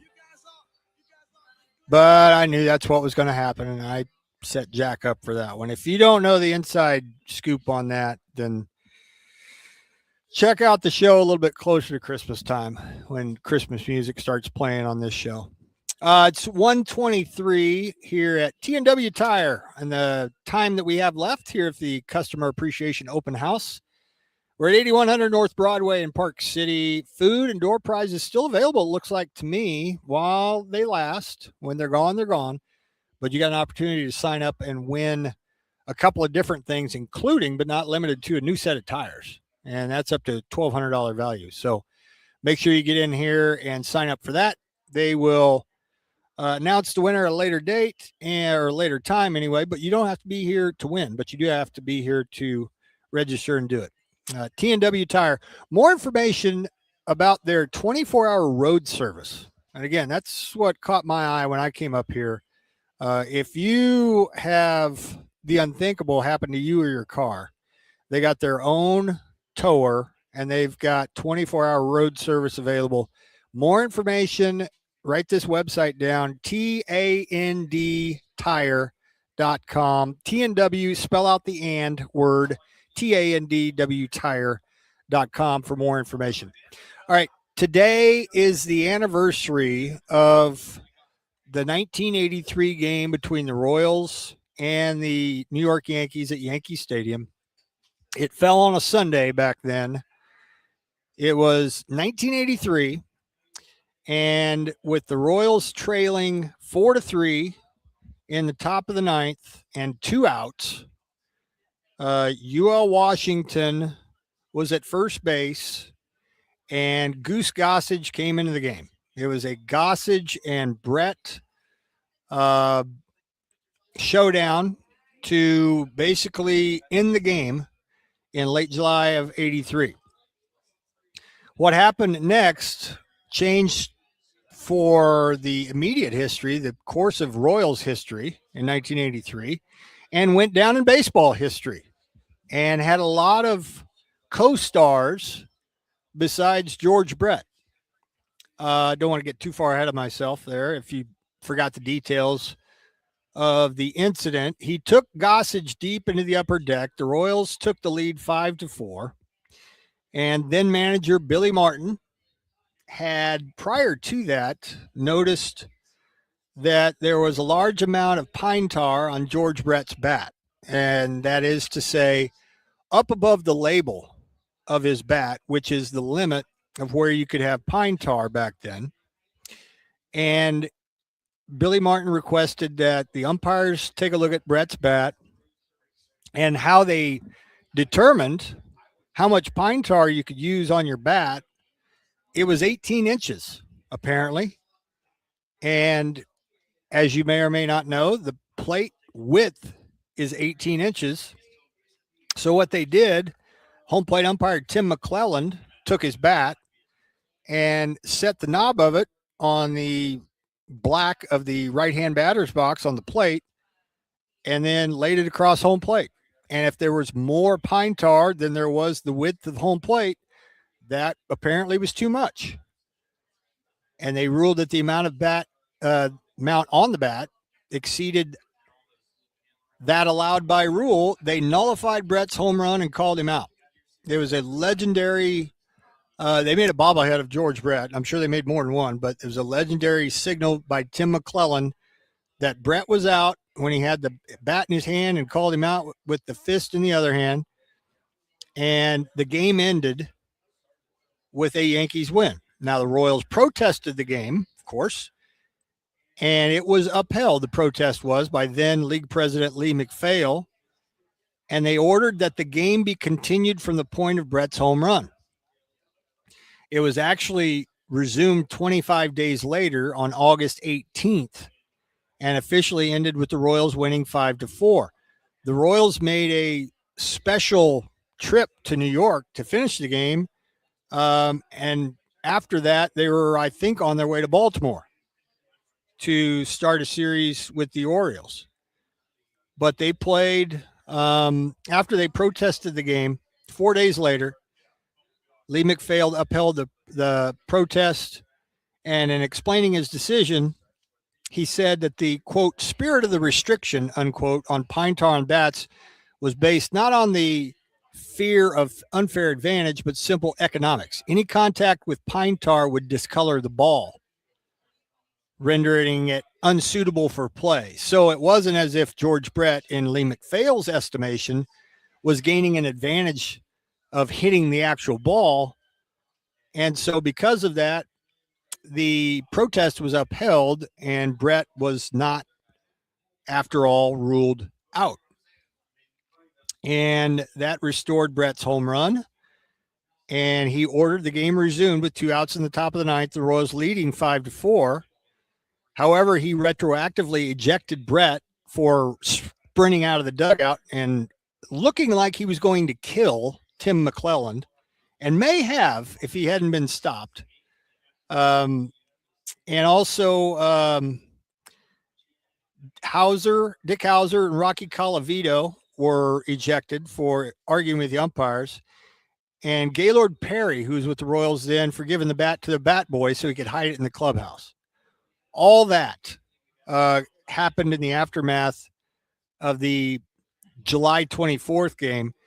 So then August 18th, you fast forward to that, it had been a scheduled off day for both teams. George Brett didn't even accompany the team from the airport in New Jersey. Instead, he went directly to Baltimore, where they were playing the next day. Brett, in a later interview, said that he was in an Italian restaurant near the airport when the game was finished. And Billy Martin, as a form of protest himself from having to play the game, he had Ron Guidry in center field, who was a starting pitcher. He had Don Mattingly playing second base. Mattingly's a left-handed throwing first baseman, for those who didn't know. And all kinds of, middle fingers to Lee McPhail, the American League, etc., that they had to finish the game. He also, Billy Martin, argued that the Royals base runners failed to touch each base. And the reason why he did that is because he knew the umpiring crew was not the same one that umpired the original game back on July 24th. In assuming that Billy Martin would try that, there was a written statement, I think by Tim McClellan, just in case they did protest, that all the players, Brett and UL Washington, all touched every base they were supposed to. George Frazier came into the game in the top of the ninth to try to finish it. He struck out Hal McRae. And then 25 days after the inning started, Dan Quisenberry came in, got Don Mattingly to fly to center, Roy Smalley to fly to left, and Oscar Gamble, who pinch hit for Ron Guidry, grounded out to second, and the Royals win the game 5-4. That loss placed the Yankees in fifth place, Neither team made it to the postseason that year. Quisenberry got his 33rd save, while Mattingly at the time, here's another sidebar, Mattingly lost a 25-game hitting streak in the midst of that game and then the completion of said game. So there you go. Today is the anniversary, 43-year anniversary of the Pine Tar game, the Pine Tar incident, as it's known. And congratulations to all who celebrate, as the Royals ended up beating the Yankees 5-4.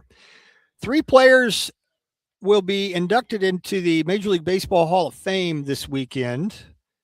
Two of the guys somewhat controversial as far as whether they're worthy or not. And one guy's been on this borderline is he or isn't he list. And that's another former Royal, Carlos Beltran.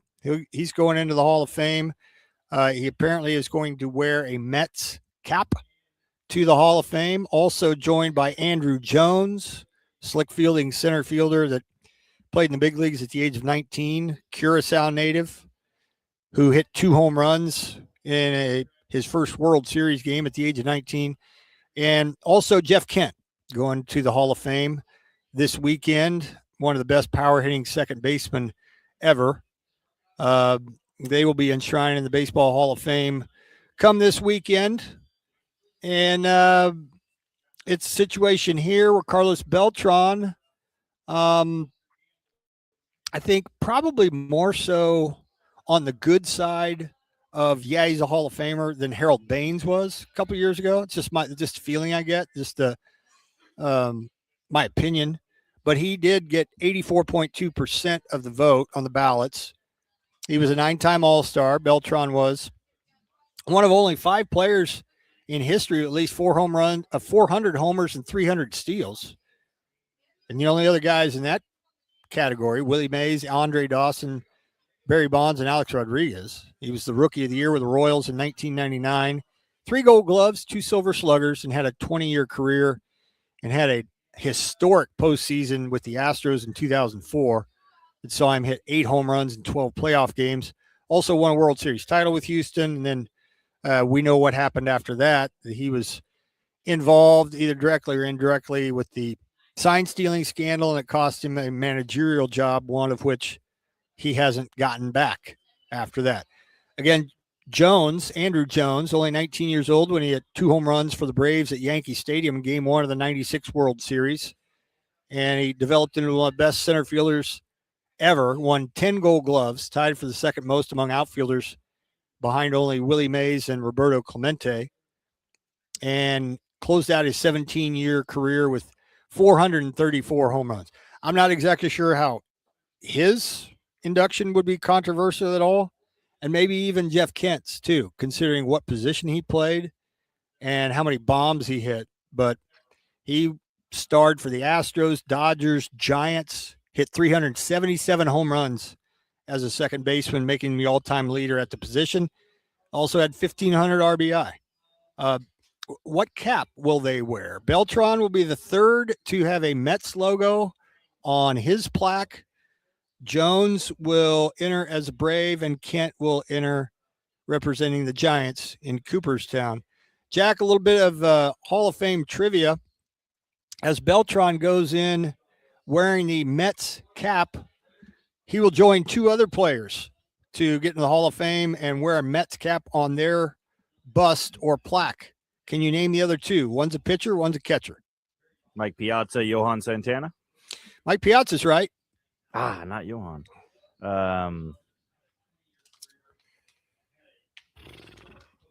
This guy was inducted in 1992. He's since passed away. He almost as famously was a Cincinnati Red, and he bounced around at the end of his career. Was this Seaver? Yeah, Tom Seaver. Yep. Okay, yeah. Yep. 1982, and then Mike Piazza in 2016. All right, there you go. There's something for you to pay attention to or watch if you're into that. It is 1:36. So in the time we have remaining, got about 20 minutes left here at TNW Tire, the Customer Appreciation Open House that they've got going. We started at about 11. We'll run through the 2 o'clock hour. and a little bit of food left and a lot of cookies left. But if you don't want to eat the cookies, that's okay, because I'll take care of those. But 8100 North Broadway here in Park City. Door prizes while they last, food while they last. Also enter for your chance to win, including a set of new tires. And who wouldn't like free new tires up to a $1,200 value? Come on by and see us. We're in Park City. We're at 8100 North Broadway, T&W Tire, as they close out their customer appreciation open house here on a Friday. Our IOJY on Fridays, as always, brought to you by Rock and Brews Casino Bremen, where they have their famous all-you-can-eat crab legs every Friday. It's a quick road trip south of Wichita to Bremen, Oklahoma, right off exit 231. Rock and Brews Casino. Eat, win, rock on. For more details, go to rockandbrewscasinobremen.com. I'm old, Jack's young. Next. The Shane Dennis Show will be right back on ESPN Wichita, 92.3 FM. Kansas summers can be unpredictable. That's why now is the perfect time to make sure your roof is ready. At AR Roofing in Wichita, their experienced team specializes in storm damage inspections, roof repairs, and complete roof replacements. They'll give you an honest assessment and help you protect your home before minor issues turn into major headaches. Get the confidence that comes from knowing AR Roofing and visit arroofing.com. AR Roofing, excellence tailored to you. Furnished by IntelliBrands. Whether because of discomfort, lack of mobility, your lifestyle, or occupation, you sit inactively way too many hours a day. Get an Ellipse, the premium quality automatic seated exerciser that strengthens legs, increases mobility, and boosts circulation without physical strain or impact. Improve your flexibility and balance. Strengthen and tone your legs. My joints feel better, my knees feel better, my back feels better, and it makes me feel stronger too. My circulation is moving. I'm burning calories, and it makes me feel energetic.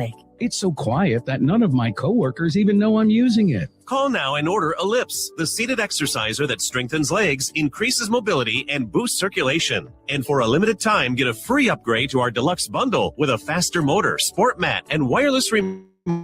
Call 800-555-1212. That's 800-555-1212. 800-555-1212 now. These statements and products have not been evaluated by the Food and Drug Administration. These products are not intended to diagnose, treat, cure, or prevent any disease or condition. What's better than going to Brahms? Going and ordering. The onion and jalapeno cheeseburger, please. Brahms' new onion and jalapeno cheeseburger. A Brahms fresh baked bun, layered with a 100% beef patty cooked to perfection. Melted American cheese, tangy yellow mustard, topped with cooked jalapenos and onions. Every bite leaves you thinking, Dang, that's good. Brahms' new onion and jalapeno cheeseburger, or chicken sandwiches, for a limited time at your neighborhood Brahms. What do people with blindness or low vision need to live to the fullest? Just ask them. It's skill development, scientific breakthroughs, knowledge-based jobs, and the same opportunities as everyone else. When you give to Envision, whether it be your time, donations, or your engagement, you make it all possible. That's because at Envision, they don't focus on the disability. They value the ability. They choose not to envision a world without sight, but to envision a world where people who are blind or visually impaired are empowered to reach their full potential. Learn more at envisionus.com. Around the pick goes Mason. He floats it up in the air. Falls off, but he follows his own shot. Frank Mason fueled a comeback for Jayhawks Hoops, the KU alumni team, to force Game 3 in the series against Michael Beasley in Purple Rain, the K-State alumni squad. Catch the finale tonight as moves on in the basketball tournament. Join Stan Weber and me, Pat Strathman, tonight at 6 o'clock from Bramlage Coliseum on ESPN Wichita 92.3 FM.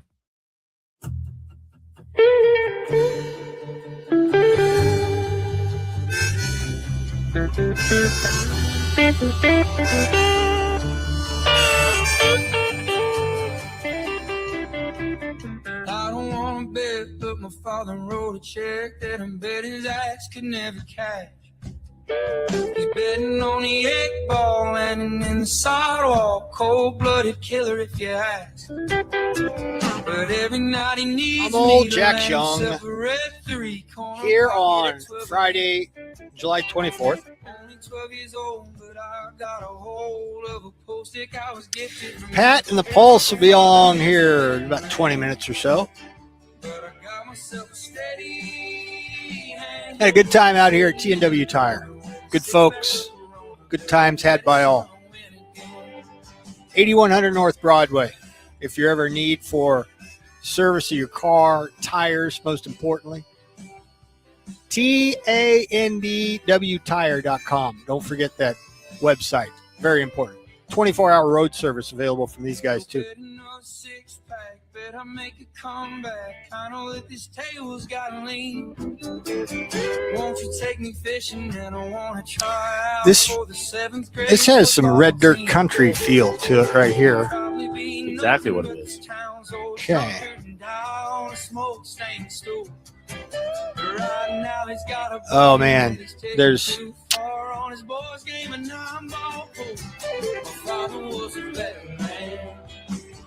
but I got myself a steady hand. He's sitting in the corner with a 6-pack of Corona, betting that his son will win again. My father was a betting man.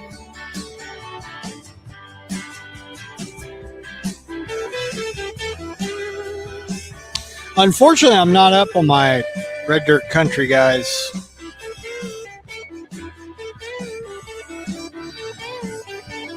At all. Not that I have anything against it, but oh my gosh. I just was scrolling Facebook. I know you don't have it, Jack, but humor me here. 1 year ago today, we were at the Wichita Open. Yeah. And George Brett came by. And we got a photo with him. How did I not realize? Maybe I did, but I forgot. That was the Pine Tower. Yeah, it was the anniversary of the Pine Tower. That is crazy. Wow, yeah. 1 year ago today, it says my profile picture, me and George underneath the tent at Crestview. Who was that? I don't know who that was. That was Zach Bryan. Okay. What's the, is there a kind of a one guy at the top, red dirt country guy? It's probably him. Him or you think Tyler so? Childers. Tyler Childers, that's the guy. That's Yeah. the guy. Yeah, good pull. I would have said him if I could have remembered his last name, but okay. Tyler Childers reminds me a little bit more of like a folky country. It has that mountain, I don't even know, mountain man type type voice. Yeah. My niece's husband's crazy about Tyler Childers. Listen to him all the time. All right. We're celebrating birthdays today. July 24. 33 today is Kyle Kuzma. No, he's 31. Sorry. That would be former Laker and Wizard, too. Yep. And wears a lot of weird outfits. Okay, I'll take your word for that last part. This is a pretty prestigious day for birthdays today. Mike Pouncey, 37. Former Florida Gator, was in the Swamp Kings and then a Pittsburgh Steeler. Very good. Yes.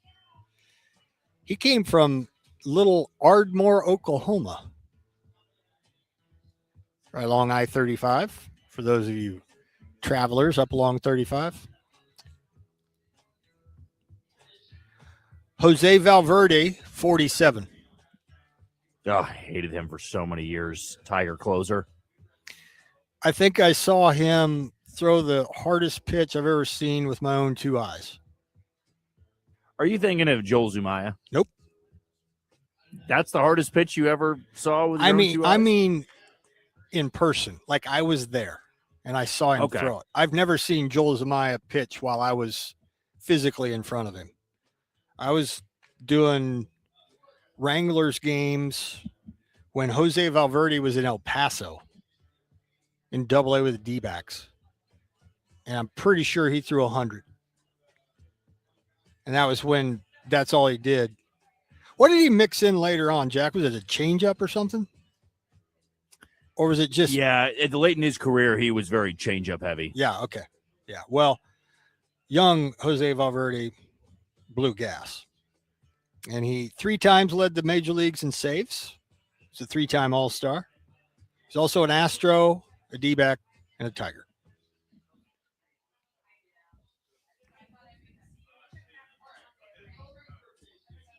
Hey, when does Milwaukee come to town? You know? It already happened. That was back in April. And Mizorowski. You wanted to see Mizorowski? Yeah, he didn't pitch, did he? No, he didn't actually. Yeah. Yeah, that was in Kansas City. And I really do want to make a plan next year. I didn't even see when the schedule was for when the Royals go to Milwaukee. I really want to go to that stadium. I always call it Miller Park, and I'm sad that it's not that anymore. It's Great American Family Field. But Miller Park, I mean, is there any more perfect name for a stadium for a team than that? No. Miller Park for the Brewers. Yeah, I really like want to Busch go. Stadium in St. Louis. Yeah, I've got family up in Milwaukee. They're huge Brewers fans, so I might need to make that happen if it's a weekend. Yeah, you got no excuse then. Rick Fox, 57. How in the world have we mentioned Rick Fox twice in 2 days? Prettiest man I've ever laid my eyes on. That's right. But actor and Laker, and I actually think he's a very good actor, to be honest with you. I do too. Nick Nurse, 59. Former Raptors coach, and then went to the Grizzlies. I thought he was going to be one of the better young and up-and-coming coaches, and I guess he still kind of is, but he really hit the peak with the Raptors. Yeah. NBA title 2019. Joe Oliver, 61. Baseball. Catcher for the Reds, yeah. Back in their heyday in 1990, 1989, right in there. Brian Blades, 61. Incredible name. Baseball? Nope. Brian, Benny. Was there another Blade? Al Blades, I think, was their nephew, maybe? Brian Blades is a football player. They all were. Went to the University of Miami, the U. Brian Blades was a receiver. Here's a tricky one for you. Andrew Gaze, 61.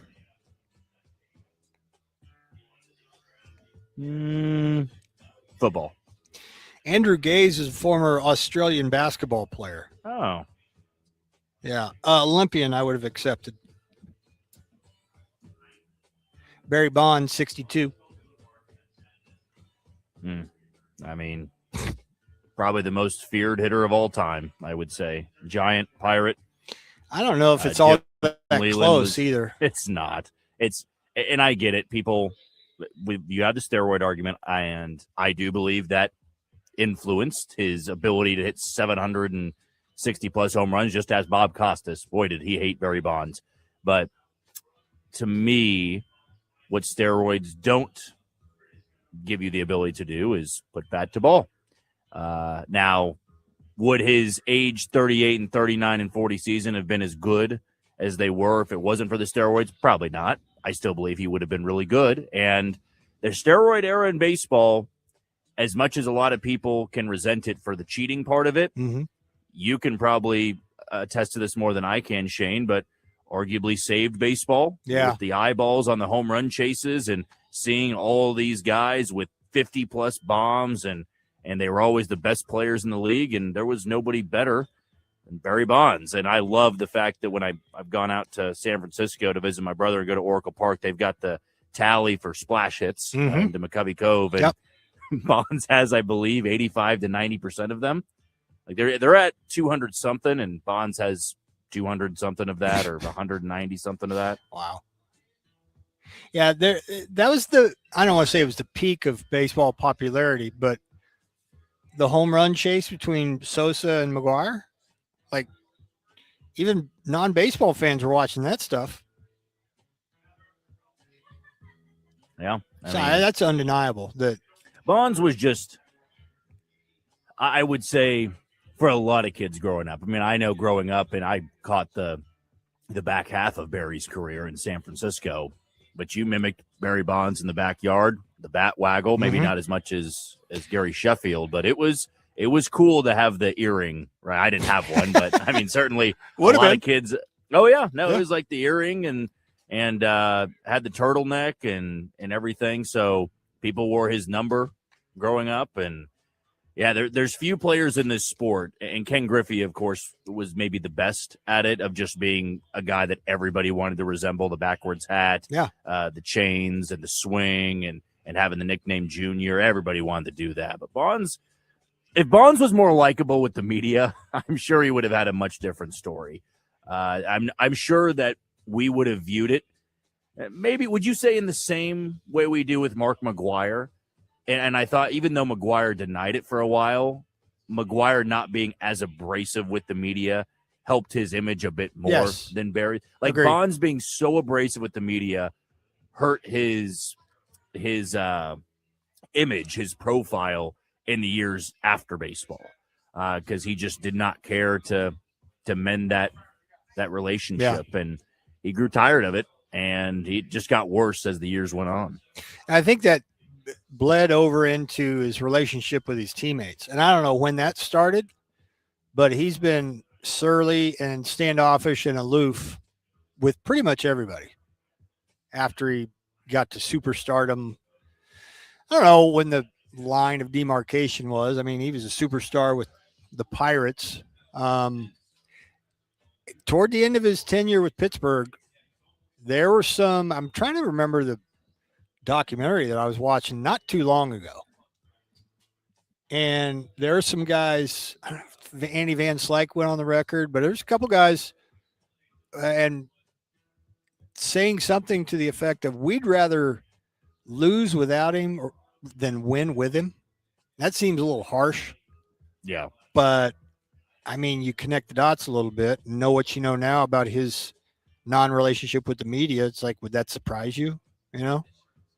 Probably not. I still believe to this day that to me, it's not the steroids that have kept Barry Bonds out of baseball. It's that these writers and these media personnel people, they vote on guys getting into the Hall of Fame. And because he was so hated by all of them, not saying he would be in if it was just the steroids and the steroids alone. He was great with the media, but you might have won over some people as the years went by. Yes. But since you have the steroids, the cheating part of it, and then he was an ass. Yeah. It's like, why would I help this guy get in the Hall of People Fame? remember how they treat you.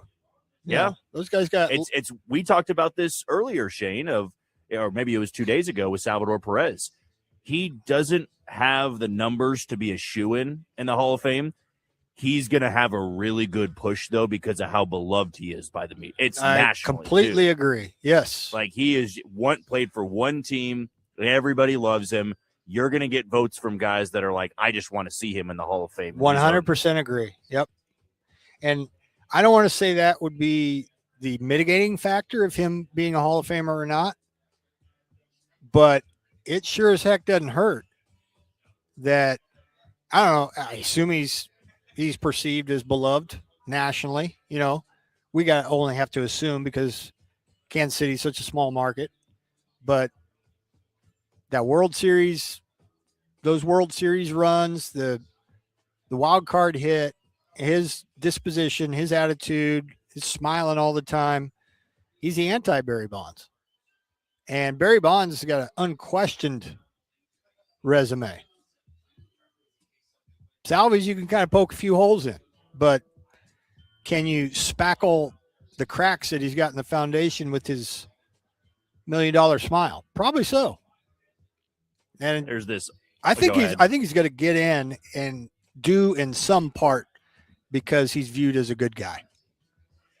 There's this incredible video out there. I'm blanking on the name of who does it, but it was Barry Bonds' age 38 or 39 season. It was the year that he was intentionally walked more than anybody in baseball, which was a lot, but it was like the career high for him. Yes. And it was if you took away Barry Bonds' bat and the pitchers had no idea that he could swing, like he was not allowed to swing. Yes, but they didn't know that. His on-base percentage would have been like 380 or 390. Jeez.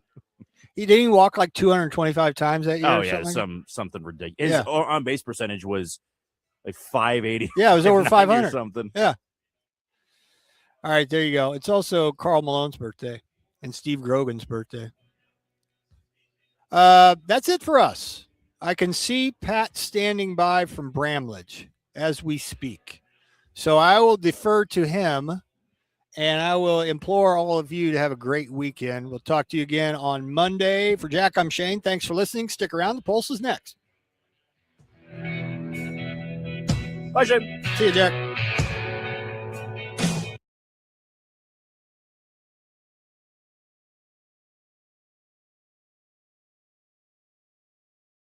Probably gonna get a Turbo Tubs hat. Oh man. Wichita's sports leader. ESPN Wichita 92.3 FM. Hey, Jack. KKGQ News.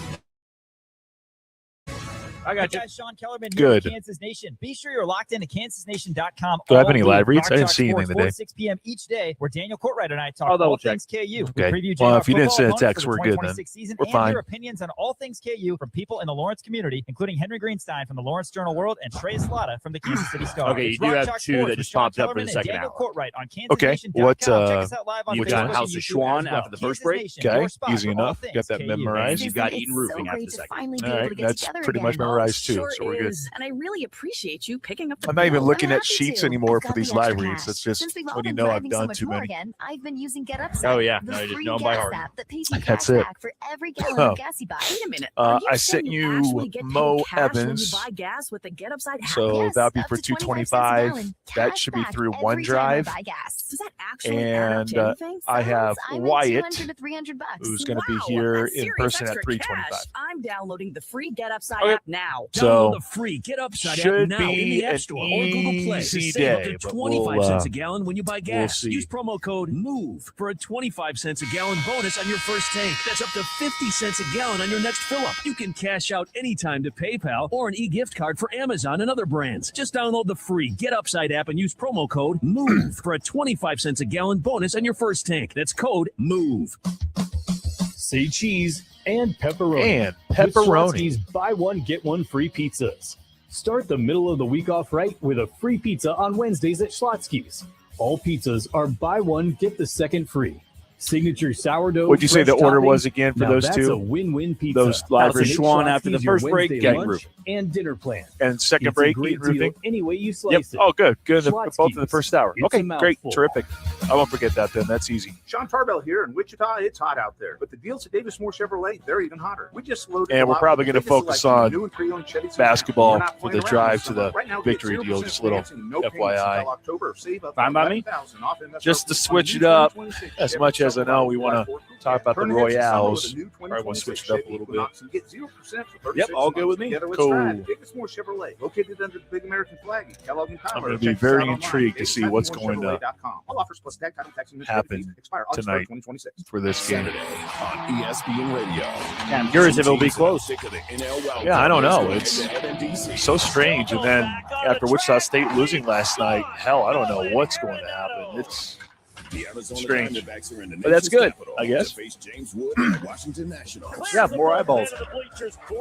Should be, theoretically. Game 3s. It's like Game Live 7s. coverage of Major League Baseball begins Saturday at 3 on ESPN Wichita 92.3 FM. This is SportsCenter. I'm Nick DeLuca. The wait is over. We have a decision. LeBron James heading to Philadelphia, signing Yeah, how a about two-year, that? $8 million deal with the Sixers. Never would've James will picked make there. a fourth Yeah. NBA stop, looking for a Jaylen fifth Brown NBA going from, championship, entering a record year second 24. option Philly for swept the in the Celtics second to round, fourth but add best LeBron option and now. Jaylen Brown this Yep. offseason. Is it enough? ESPN's Vince Goodwill not convinced. LeBron is one of the best facilitators this league has ever seen. He played the third option behind Luka Doncic and Austin Reeves for a stretch in Los Angeles last year. The question is just going to be who's going to do the little things. But from a talent perspective, they're overwhelming. I'm just not sure that the New York Knicks are shaking in their boots. Goodwill on the Rich Eisen show. LeBron releasing a media statement saying it'll be his last decision and that he believes he can help make the Sixers a championship team. In college hoops, December 21st non-conference game between Duke and Michigan called off this morning. Originally scheduled to be played at Madison Square Garden, but a broadcast rights snag forced the two teams to look elsewhere. If you run a small business, you've got to try Gusto. Get unlimited payroll runs and get your payroll taxes filed automatically. Offer health insurance, 401k, and more. Get started for free at gusto.com.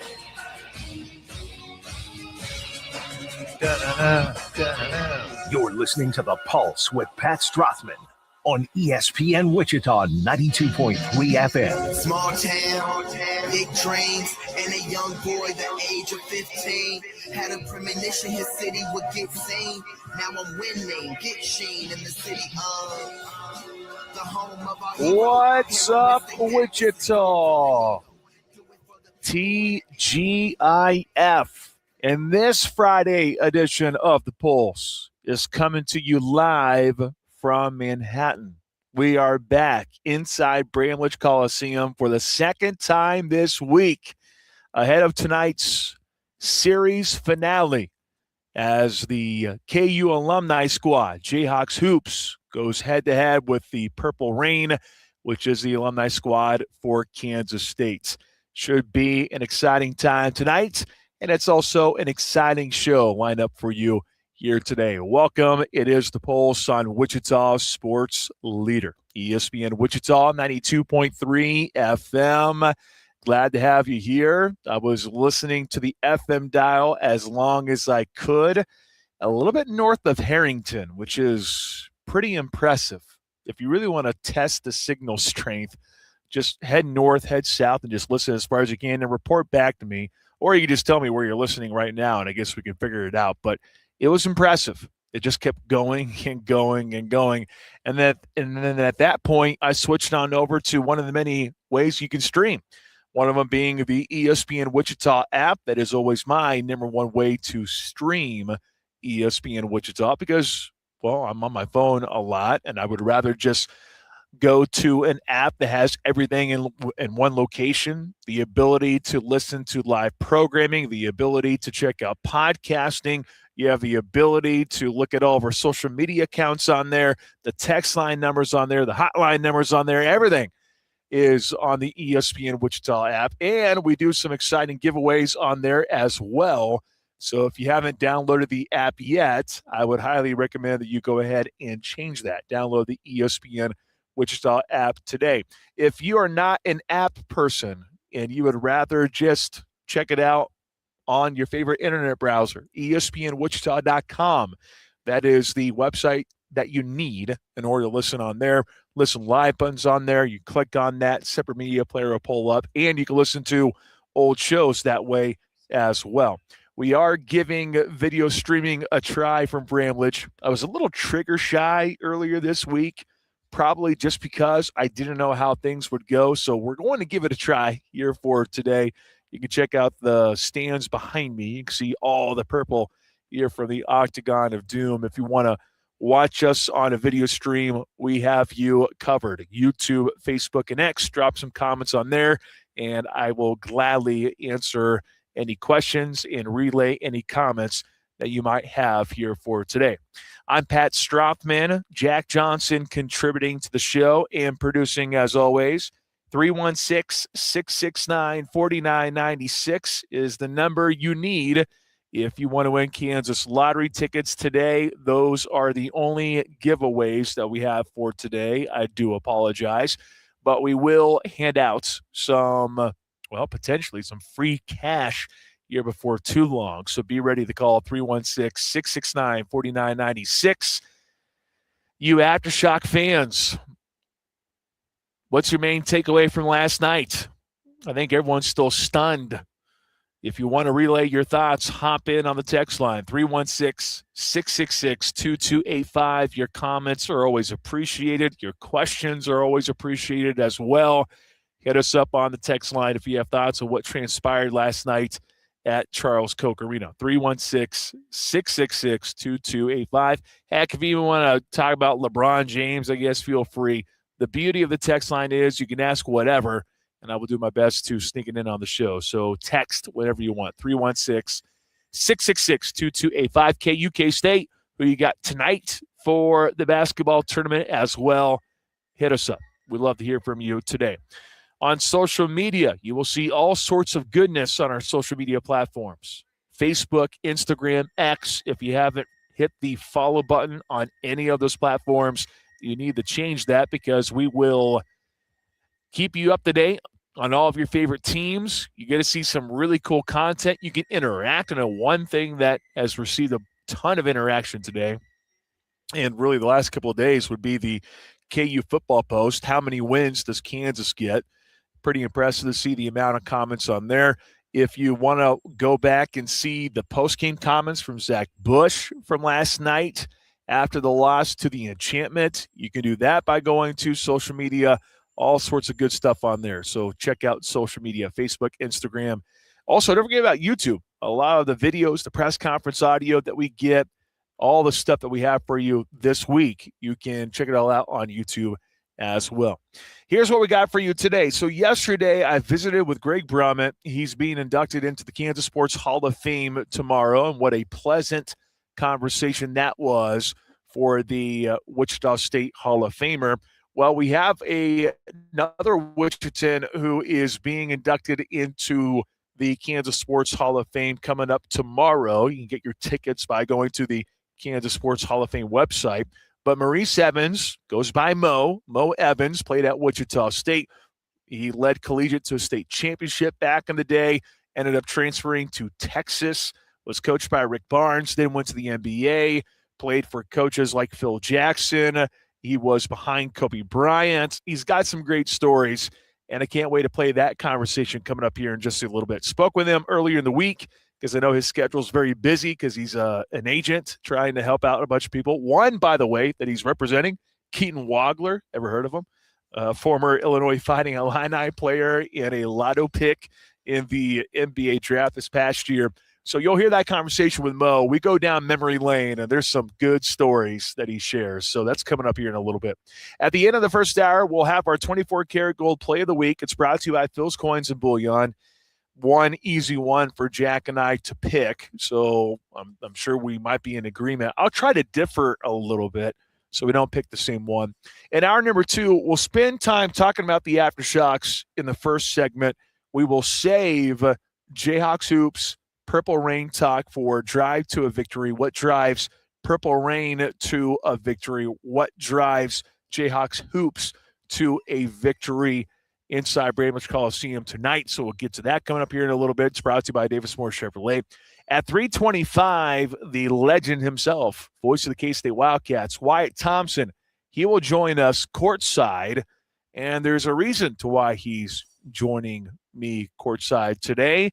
I will unveil that news coming up at 3:25. And then at the very end of the show, we will wrap things up with a staple on the program for a Friday, and that is buy or sell. Jack Johnson will come up with some different scenarios, and I will either buy or sell what Jack has to say. There you go. That's what we got for you today. It is a wonderful, wonderful day. Glad to have you here. Thanks so much for listening to Wichita Sports Leader, ESPN Wichita, 92.3 FM. It's been a crazy, crazy week indeed, but that's fine. That's okay. I'm used to going on the road on a regular basis, so this doesn't necessarily faze me, although the older I get, the harder it becomes to try to recover from such things on a regular basis. I was here on Tuesday, did the show here on Tuesday, had Gene Taylor, had Casey Alexander. We talked to Cam Stokes. It was a great time. And then later on in the day, you saw Purple Rain just dominate. Purple Rain dominated Jayhawks Hoops. 80-61 was the final. Then I ventured down I-70 to Topeka, visited with Brett Ballard, Jacob Hanna, and I had a chance to enjoy ourselves there in front of a sold-out crowd of 2,775 people and a thrilling comeback with Jayhawks Hoops closing the game on a 24-7 run to stun Purple Rain to get an 84-80 victory. And that leads us back to Bramlage Coliseum today. Now what's going to happen on Monday? And you have to ask that question after what happened last night inside Charles Koch Arena. Everyone, even the people here for the basketball tournament, they've been working hard this week, but they're setting things up right now. And I can guarantee you, I don't think they were expecting what happened last night. Nick Ball, color analyst on those broadcasts, Nick Ball and I were talking about this on Tuesday, saying, hey, it's over. It's done. Just go ahead and say that the game coming up on Monday is going to be played inside Charles Koch Arena. Now you don't know. because if the Aftershocks end up losing, well, the winner of this game is going to host. So on Monday, I could be going to Topeka. I could be coming back to Manhappiness, or I could be chilling in Wichita coming up on Monday. We just simply don't know. And that's the beauty of the basketball tournament, isn't it? That's the beauty of it. You want the twists and turns that you're not expecting. And after winning by 30 plus, it's very easy to say that the Enchantment has no shot against the Aftershocks. But then you saw what happened last night. All sorts of things went their way. It was a combination of many, many things. Many, many things. The Enchantment knocking down shot after shot after shot is certainly one way to knock off the Aftershocks. That's one way to do it. Have one guy just go off. That's another way to do it as well. You got to have some guy just completely go crazy. And that's exactly what you saw last night. One individual just dominating, being able to take down multiple people just by himself last night. But also, too, just seeing the Aftershocks be a little lethargic coming out of the break. I don't think anyone really expected that. On Wednesday, when it was Jayhawks Hoops and Purple Rain, it was very much anticipated that there would be some wear and tear after playing the night before. Playing back-to-back nights, you would envision some individuals be a little bit sluggish. You didn't expect that last night, did you? Because of the fact they played on a Monday, 30-plus point win. You rest on Tuesday, you rest on Wednesday, and then you get back on track on Thursday. That would seem to bode well for the Aftershocks, who are used to playing in Wichita. But it was the Enchantment just taking it to the Aftershocks last night. And you were just waiting for them to make this incredible run to finally get back on top. But Aftershocks, they were down 31-27 late in the first half. They're down 34-33 at the break. It was a big three from Connor Frankamp, couple of big threes from Connor Frankamp last night to try to get something going for the Aftershocks. But Vance Jackson and the Enchantment they flat out refused to let anything happen that would go for the Aftershocks in order for them to come from behind to get the win. Vance Jackson buries 7 threes in the game. He had 29 points, and the Enchantment hand just the defending champs their third loss at Koch Arena in the last 6 summers. You don't take down the Aftershocks inside Charles Koch Arena. Simply put, you don't. But the Enchantment, they came out swinging, and that's what they needed to do. And I remember talking to Taylor on Wednesday, and I said, listen, Taylor, did the Enchantment find something during the Elam ending period? Because that's when you saw a little rhythm. You saw a little confidence from the Enchantment then. It was all but too late, obviously. And Taylor said, I don't think it's going to matter. And I'm not necessarily one of those guys that looks into the game before and think that everything can carry over into the next game. I'm not one of those individuals, because you have to strap them up after resting for a little bit. The adrenaline's no longer pumping.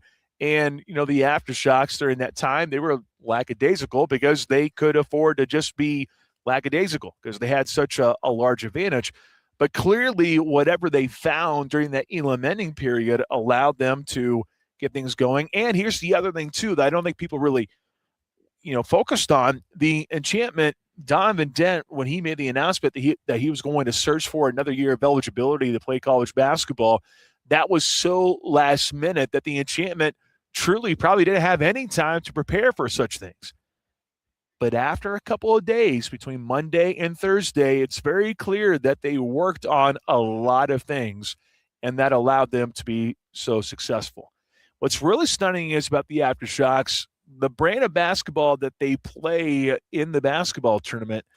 Typically good rebounding team, typically good at defense. But the other thing is, too, they don't necessarily turn the ball over. They're not really careless with the basketball. But that just simply wasn't the case last night. You saw all sorts of turnovers. There were 3 careless turnovers that happened when the Aftershocks finally got things going.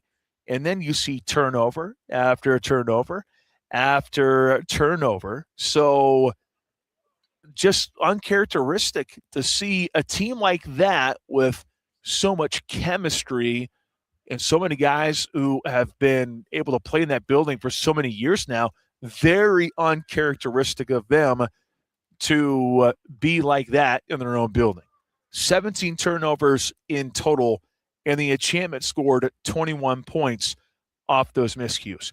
Connor Frankamp led the Aftershocks with 11 points. He was the only player that reached double figures. Like Connor Frankamp, all right? Should Connor Frankamp be the one who leads your team in scoring? Probably not. I would probably say that has to belong to 2 guys on that roster, one being Marcus Keene, who clearly was just out of it. I don't know what happened last night, but he didn't look like the same player. And then QJ Peterson, the other one, that's one that was added to the roster, and you're thinking, well, that's another Marcus Keene. He didn't exactly play at the highest levels as well. But if you're the Aftershocks, here's the beauty of tonight, I suppose. And if you're freaking out, I would say just pause for a moment, take a deep breath. Because so far in this tournament, we've only seen, on the alumni side, we've only seen one series go into a best of 3, actually requiring the third game. And you have La Familia and the Ville. La Familia wins the first game. The Ville dominates the second one. And then coming back was La Familia, and they move on to the next round. Boeheim's Army, they were able to knock off Seton Hall. Very, very easy. Not a lot of resistance there from the Seton Hall alum, setting up that side of the bracket with La Familia hosting Boeheim's Army, which should be a great game in Kentucky. But you saw that from before, to where the home team was able to bounce back and everything was A-OK in that series for La Familia and in the Ville. You couldn't have played any worse, and yet you still were competitive, and you were still right there in the game. Just shave off the 17 turnovers, get it down to 10 or 12, and I bet you that might be the difference of the game. Here's the other thing, too. Are you really going to see that type of sharpshooting once again? Vance Jackson, very, very sharp last night, to say the least. Does Vance Jackson have something like that again tonight? Does Vance Jackson have that again tonight? We've seen it. That's great. You saw him do it when the Enchantment absolutely had to have it. Are you going to see a guy knock down 7 threes again tonight? Are you sure? 7 of 8 from distance, 8 of 10 for the field overall. Do you think he's going to shoot like that again? I mean, that has to be one of the greatest shooting performances of all time at Charles Koch Arena. Doesn't care if I don't care if it's the basketball tournament or Wichita State or someone coming in from Missouri Valley or the American Conference. I don't care. That had to have been the greatest shooting performance of all time inside Charles Koch Arena. Can that happen again? Is that going to happen again tonight? It happened last night. That's great. Are those legs going to be sharpened up tonight? Aftershocks are still in a position to where they can win the series. But what a stunning development. And kudos to the Enchantment. It was very clear. Everyone was doubting them, myself included. And yet they made believers out of so many individuals after last night. Is it really a toss-up? Sure, I guess, because it is a series tied at 1. But the Aftershocks are at home. Don't think you're going to see that type of performance again tonight from distance. And the Aftershocks didn't play their best. You would like to think that they're going to be much sharper going into the game tonight. And this is where depth can be such a factor too. When you play back-to-back nights, this is where your depth has to shine. And the Aftershocks, when you look at the roster on paper, they have it. And then some. They're one of the deepest teams in the basketball tournament. Hopefully that ends up being a factor tonight inside Charles Koch Arena. You should get your tickets. They're not very expensive. support the Aftershocks, bring the home court advantage for Charles Koch Arena, and will this team to a victory? Because here's the thing. If the Aftershocks were to win, they host either KU or K-State on Monday. If it's a loss, well, things are officially over in the championship run that they were hoping to make for a second consecutive year is going to fall very short, and it's going to be a very disappointing finish for this year's TBT. But go get your tickets, get them at the box office, get them online. It's an 8 o'clock tip tonight. You got plenty of time to make plans. Go and be loud inside Charles Koch Arena to try to give the Aftershocks a true home court advantage. Later on in hour number 1, our 24-karat gold play of the week. Hour number 2, we will talk Jayhawks hoops in Purple Rain. Wyatt Thompson will join coming up at 3:25 at the end of the show, buy or sell.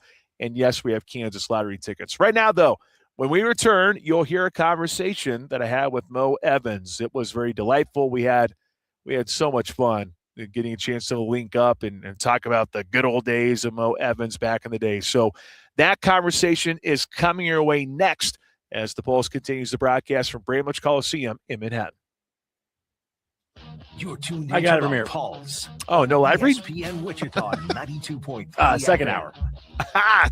Second hour. Eaton All right, Roofing right and on. Exteriors loves being a part of the Kansas landscape. All Since right, 1993, they've repaired or I'll installed relax now. residential roofing on thousands of Kansas homes. Yeah, you're good for a and while. whether you've All had right. storm damage or you're ready for a new, current, weather-hardy roof, you can trust Eaton Roofing and Exteriors for expert advice about the right roof for your performance needs, budget, and neighborhood covenants. Call the local Eaton experts today at 316-943-0600 or visit EatonRoofing.com. Roofing and exteriors. Beat the heat and win cool prizes at Crosswinds Casino. On Thursdays in August, we're drawing winners every 30 minutes from 4 p.m. to 9:30 p.m. to score $250 wins play. Then at 10 p.m., one very lucky player wins $500 wins play. And winners with the new Club Wins app get an extra $25 wins play. Swipe your Club Wins card Sundays, August 2nd through the 23rd for a 5 times entry accelerator. Beat the heat only at Crosswinds Casino. So close, so fun. Looking for the official hard lemonade of summer? Then crack open a Blind Lemon Hard Lemonade from Monster Brewing Company. It's bold, clean, crisp, and never too sweet. Just the right kick of flavor with plenty of attitude. Whether you're firing up the grill, hitting the lake, or kicking back with friends, Blind Lemon is the perfect way to level up your summer. Available now at select retailers near you. Grab yours today. Blind Lemon Hard Lemonade from Monster Brewing Company. And tell them we sent you. What's better than going to Brahms? Going and ordering. The onion and jalapeno cheeseburger, please. Brahms' new onion and jalapeno cheeseburger. A Brahms fresh baked bun, layered with a 100% beef patty cooked to perfection. Melted American cheese, tangy yellow mustard, topped with cooked jalapenos and onions. Every bite leaves you thinking, Dang. That's good. Brahms' new onion and jalapeno cheeseburger or chicken sandwiches for a limited time at your neighborhood Brahms. Sean Tarbell here in Wichita. It's hot out there, but the deals at Davis Moore Chevrolet, they're even hotter. We just loaded the lot with the biggest selection of new and pre-owned Chevys in town, and we're not playing around this summer. Right now, get 0% financing and no payments until October, or save up to $11,000 off MSRP on a new 2026 Chevy Silverado 4x4 Crew Cab. Turn ahead this summer with a new 2026 Chevy Equinox and get 0% for 36 months. Together, let's drive at Davis Moore Chevrolet, located under the big American flag at Kellogg and Tyler. Check us out online at davis-moorechevrolet.com. All offers plus tag, title, tax, and administrative fees expire August 3rd, 2026. Get ready for a new NFL season with the best coverage of Chiefs training camp on ESPN Wichita 92.3 FM. As a competitor, I want to be out there with my guys. It looks like he's going to be able to do some things during camp. The biggest thing for me now is trying to get into the running and cutting, and I've started that stuff. From training camp to the Super Bowl, Wichita's best Chiefs coverage. ESPN Wichita 92.3 FM.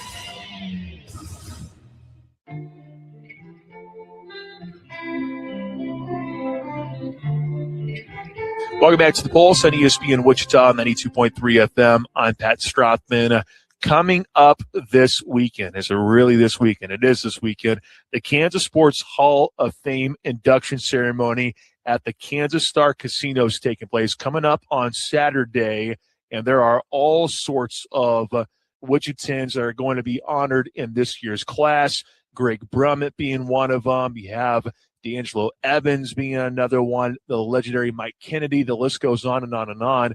And another individual who is set to be officially inducted is joining us right now. It's Maurice Evans, formerly of Collegiate, Wichita State, Texas, in the NBA for 9 years, also a Greek League All-Star. He was dominant in the Missouri Valley as well, and now he's representing some big boys at the NBA level, still hooping it up as well, I suppose.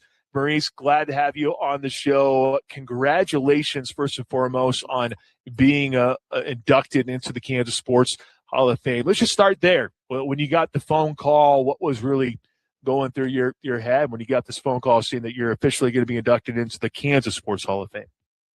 Man, first and foremost, I appreciate you having me on the show. Love the energy, man. As I said, you're a man of many talents. You switched up on us from the regular conversation to your radio voice.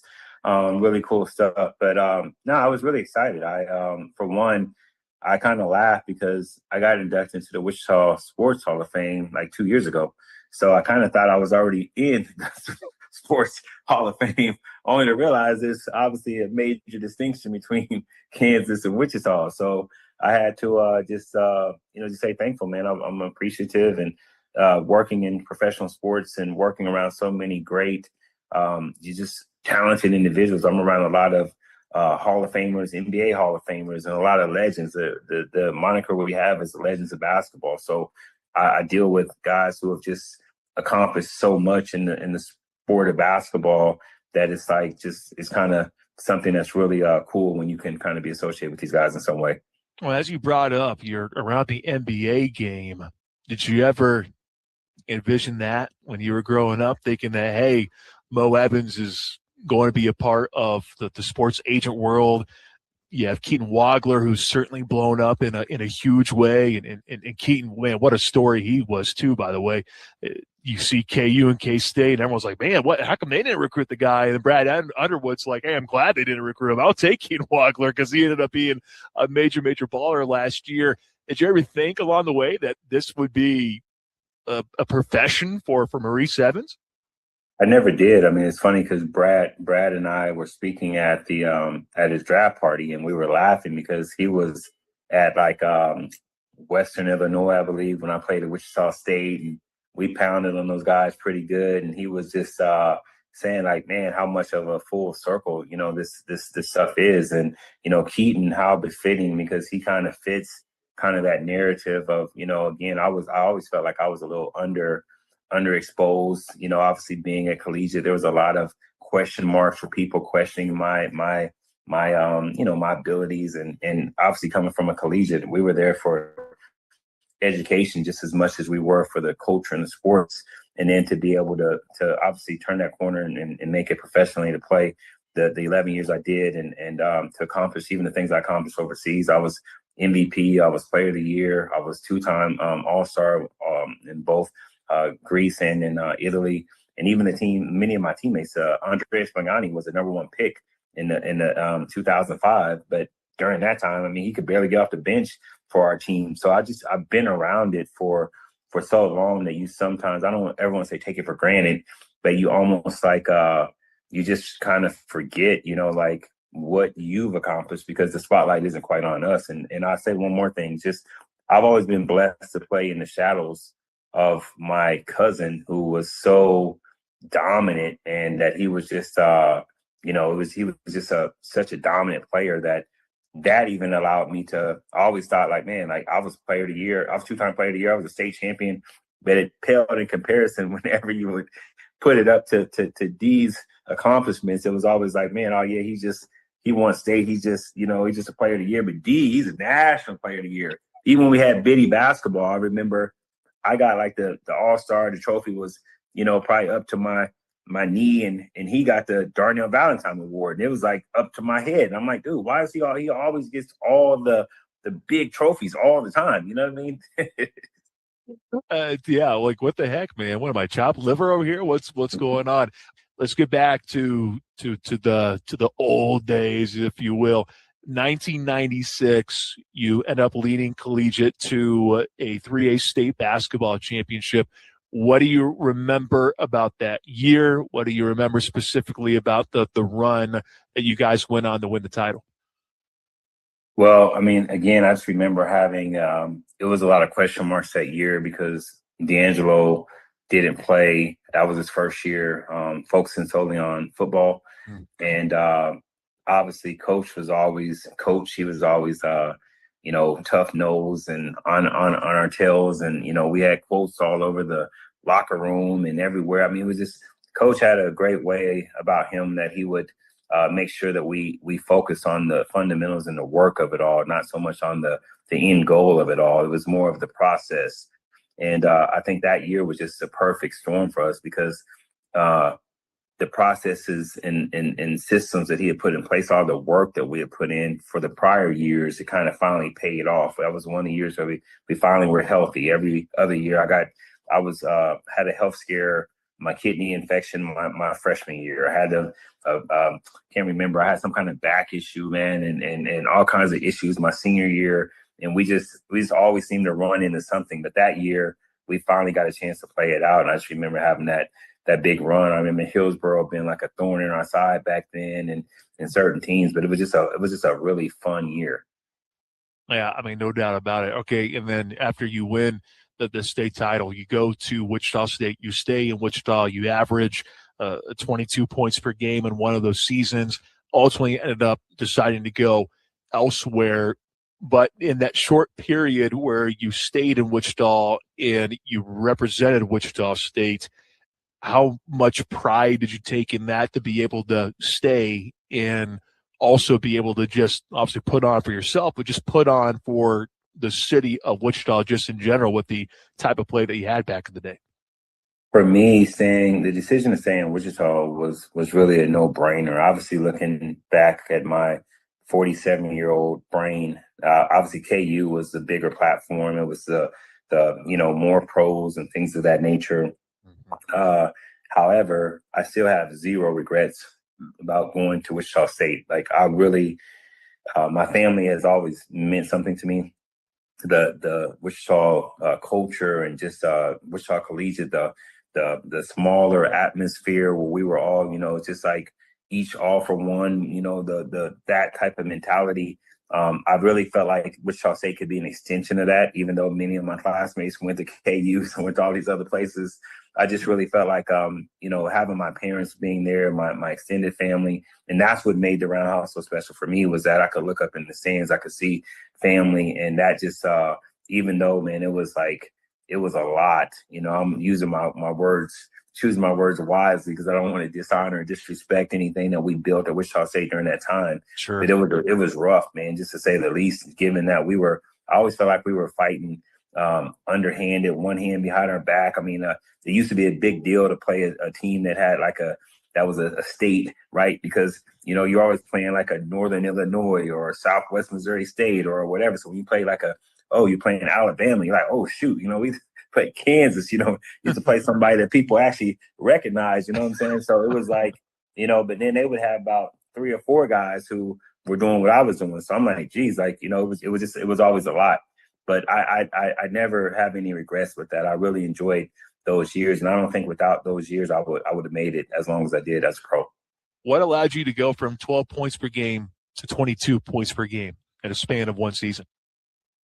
Well, what's funny is I think I could have gotten to that 20-point number if Coach Smithson would not have choking my freshman year. I'm like, Coach would have let me go a little bit, and then we wouldn't have had all the adversity, man. We could have pushed those things way out there. I mean, the thing about Coach Smithson that I will always credit him for is that he truly taught me how to unlock my talent. You know what I mean? Like he was one of the coaches that I had after I left collegiate that didn't try to suppress my talent. Even when I went into the pros, it's not the same system that you see now. That's like push it up and get a shot up within 7 seconds of the shot clock.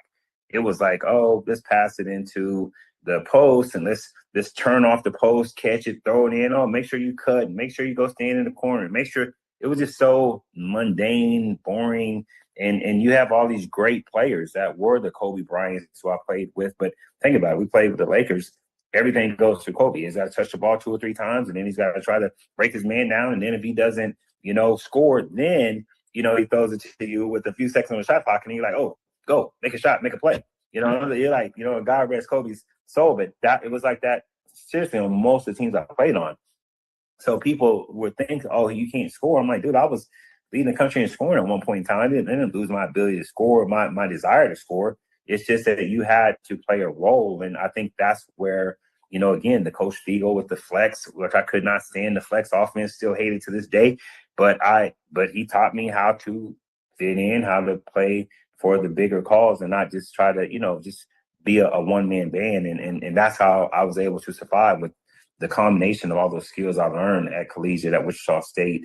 And then obviously playing, you know, for multiple teams. The fact that I rarely played for the same team in multiple years, that was even a feat in and of itself, because most people could not have picked up the systems on the fly, played for different coaches. And I had some really, Phil Jackson is not just an easy man to play for. Like, obviously, he's coached legends. You know, you had Stan Van Gundy. Stan was the biggest screaming coach. I could not stand his voice to this day. Just makes me cringe because he yelled at us so much throughout the season. You know what I'm saying? Mike Woodson, there's memes on the internet about he and I getting into a shouting match in the locker room at halftime against Cleveland playing, you know, LeBron James. I'm like, this dude is yelling at me. I got 16 points at halftime leading our team in scoring.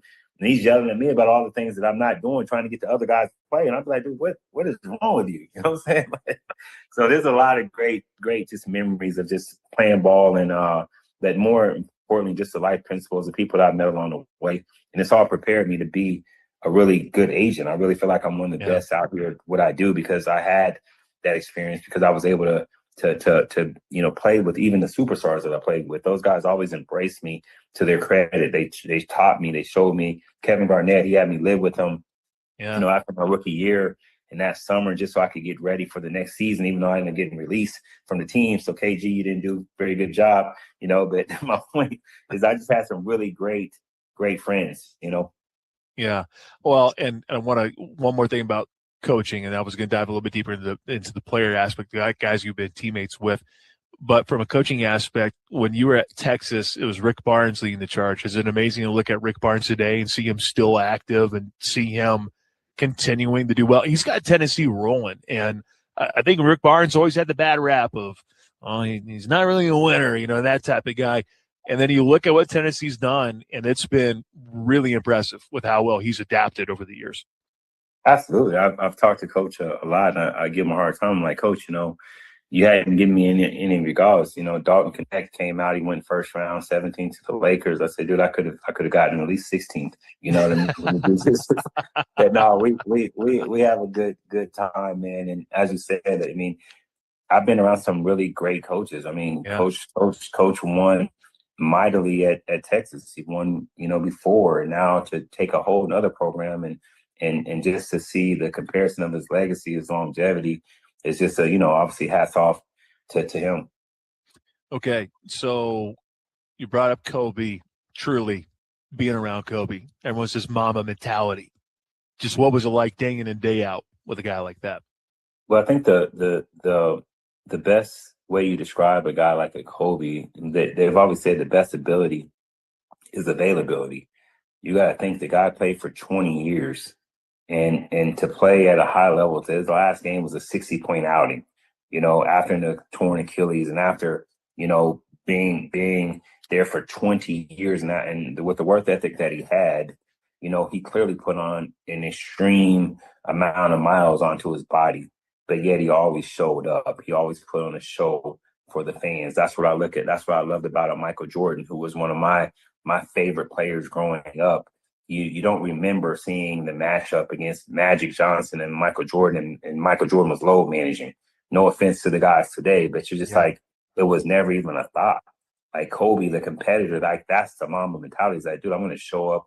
I'm going to do everything I can to show up and be the best version of myself. He didn't just show up and dude. I remember watching Kobe play through knee soreness and back pain, and he was popping Innocents like they were candy, because Innocent was like the anti-inflammatory, you know, just so he could play, you know. And I remember him, even the stuff that he would do for me. I remember I had some crazy back issues during that time and some knee issues, and he would send his like not doctor, but his trainer, whatever she was, like to come down and work on me to get me ready for the game because he needed me to go out and guard a Paul Pierce or whoever. And I appreciated learning from that type of greatness, what it takes. I think a lot of people just think you show up, you get buckets, you get points, you get money.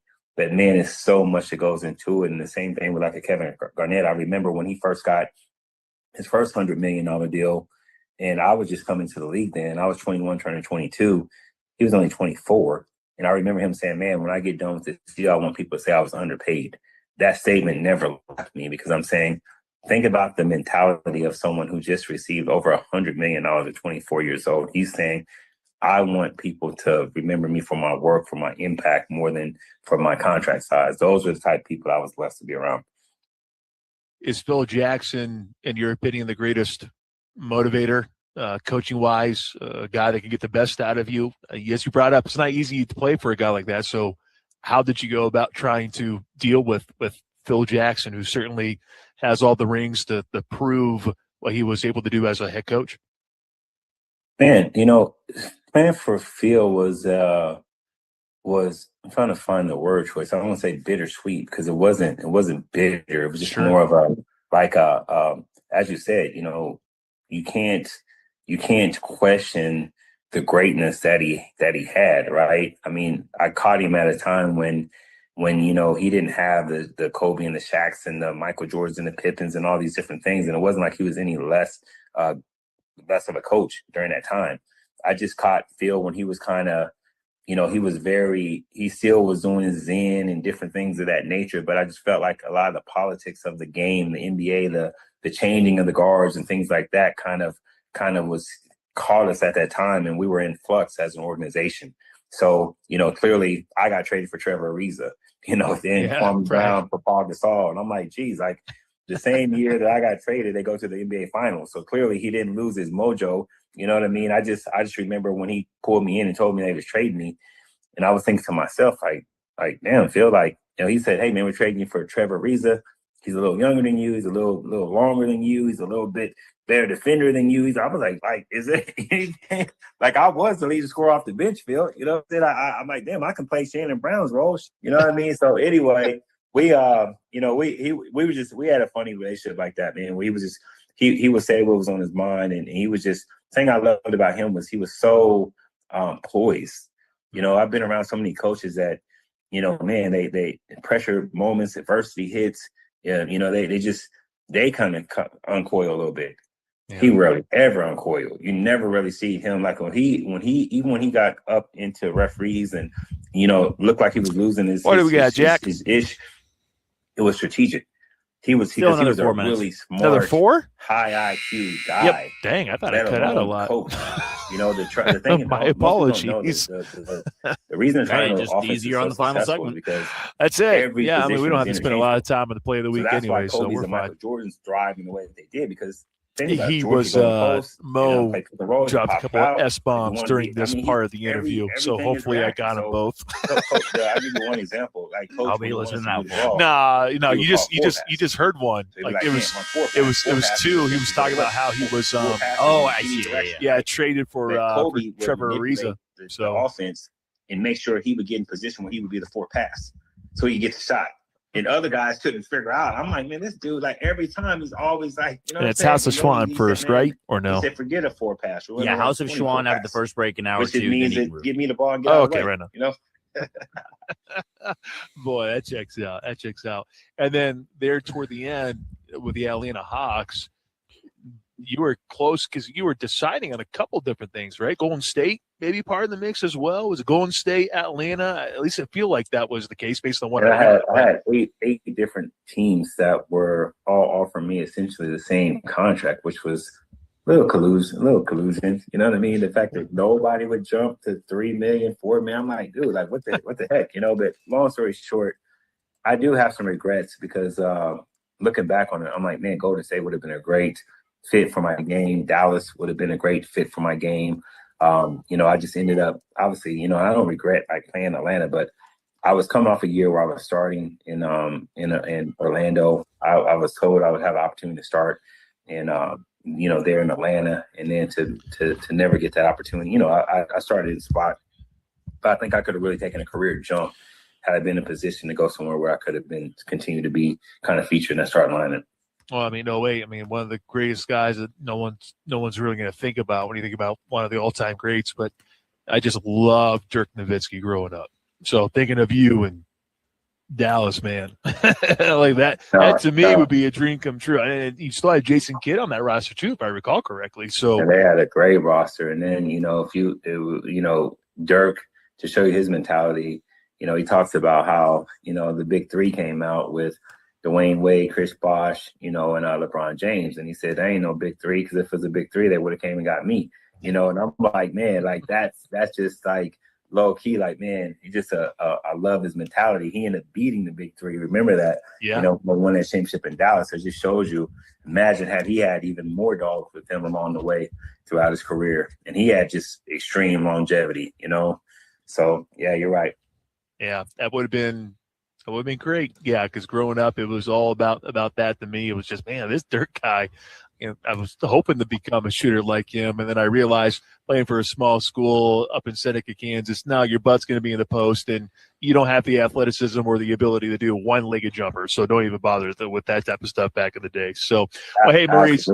Yeah, well, hey, I appreciate your time. I'll let you get going, but thank you so much, and congratulations again on being inducted into the Kansas Sports Hall of Fame. We didn't even say anything about D'Angelo. I mean, we spoke a little bit about it, but it's very clear. It's like, he already got his awards, accolades. Who cares? We need to talk about D'Angelo. But for you, man, seriously, a real pleasure getting a chance to speak with you and reminiscing about all sorts of things. So thank you so much, and enjoy your time this weekend, okay? Thank you so much. I look forward to seeing you all, man. Have a good one, buddy. The heartbeat of Wichita sports fans. The Pulse on ESPN Wichita 92.3 FM. Go Hog Wild, Pit Barbecue. Hog Wild, get some for you. Asking my favorite Hog Wild menu item would be like asking who is your favorite child. It's impossible. While I love all of our award-winning barbecue options, I've got a real soft spot for the Carolina pulled pork sandwich. Hi, I'm Josh Wissing, Hog Wild partner and general manager at 47th and South Broadway. I love turning customers onto the Carolina pulled pork sandwich. We serve our tender, slow-smoked pulled pork on a soft bun and pile it high with tangy coleslaw. There's nothing else on the menu like it. The added bonus, you still get to have a side dish like curly fries or baked beans. When you're craving familiar, but in the mood for something new, Hog Wild's Carolina pulled pork sandwich is the answer. Order online at GoHogWild.com. Hog Wild Pit Barbecue, 6 locations in Wichita, also in Derby, El Dorado, Hutchinson, and Salina. Go Hog Wild, Pit Barbecue. Hog Wild, get some for you. But don't be late, we close at 8.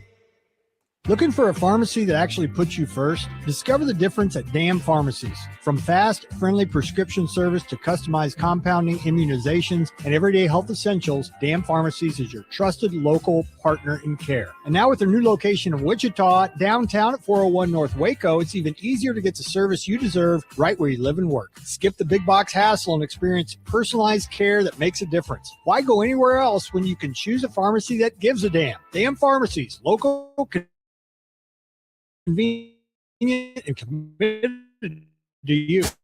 Windy Rock Summer Concert Series presents Legendary Dance Band returns to In My House for a free outdoor concert. Doors open at 7 p.m. Show starts at 8:30. All ages welcome. And guests 18 and up receive $10 free play. Experience the Windy Rock Summer Concert Series Under the Stars, only at Rock and Brews Casino. Raymond, owned by the Call Nation. I-35, exit 231. Eat, win, rock on. America is turning 250, and we're celebrating all month long at Midwest Kia with our Stars, Stripes, and Savings sales event. Save on every new Kia that's built in America, including the Sorrento, Telluride, and more. Plus, when you purchase any vehicle, you'll get a $250 gas gift card. Visit MidwestKia.com. And remember, We want to see ya in a Midwest Kia. the Sorrento and Optima GDI, select trim levels only, are assembled in the United States from U.S. and globally sourced parts. See dealer for details. Offer ends July 31st. Around a pick goes Mason. He floats it up in the air. Ball stop, but he follows his own shot. Frank Mason fueled a comeback for Jayhawks Hoops, the KU alumni team, to force Game 3 in the series against Michael Beasley in Purple Rain, the K-State alumni squad. Catch the finale tonight as we determine who moves on in the basketball tournament. Join Stan Weber and me, Pat Strathman, tonight at 6 o'clock from Bramlage Coliseum on ESPN Wichita 92.3 FM.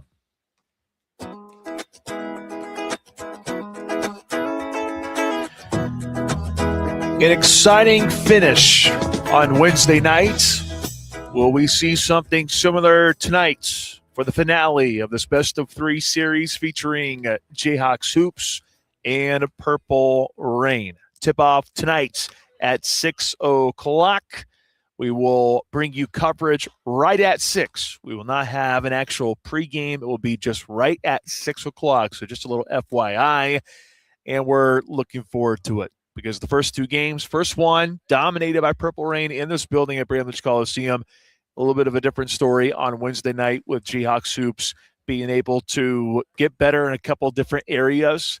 And we will specifically break down the game tonight when we have our Davis Moore Chevrolet drive to a victory. What drives Jayhawks Hoops to a win? What drives Purple Rain to a win? We will get to all that coming up in hour number 2. 3:25. The voice of the K-State Wildcats should be dropping on by.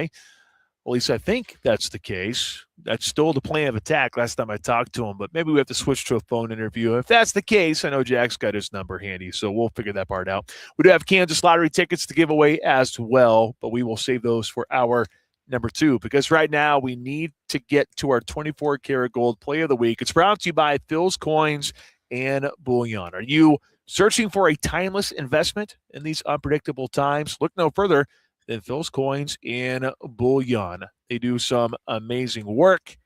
Make sure to go out there and visit our friends there at Phil's Coins.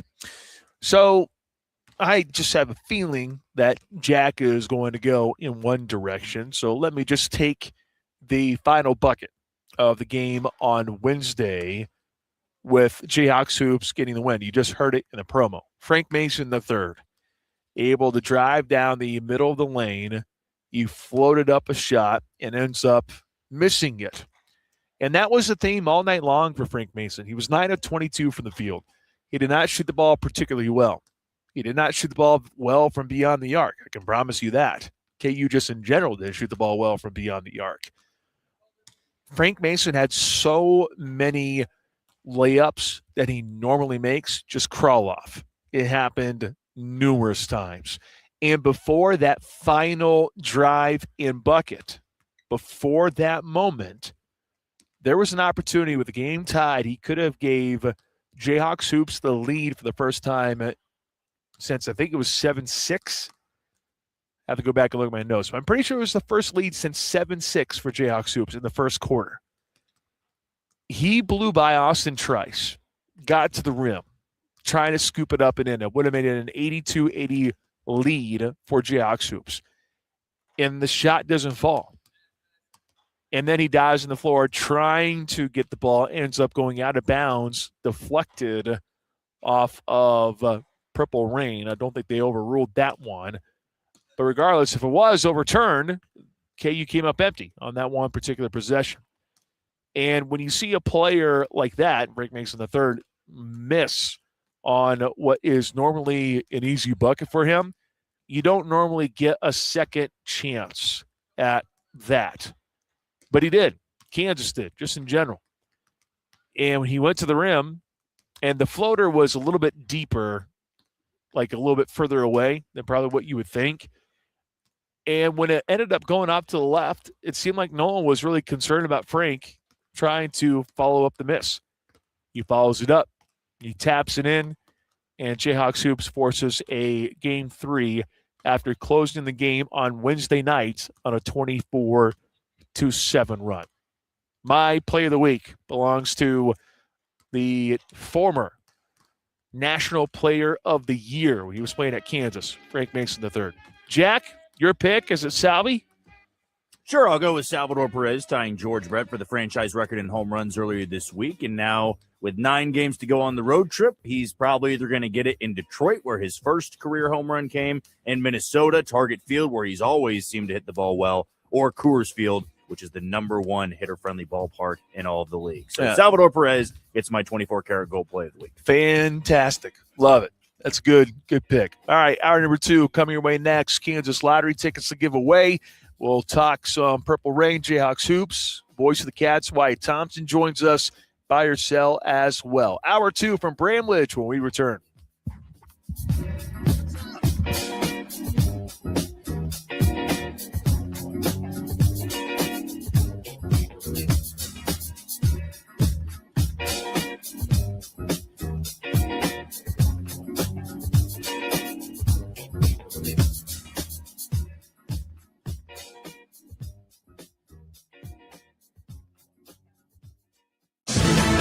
Wichita's sports leader.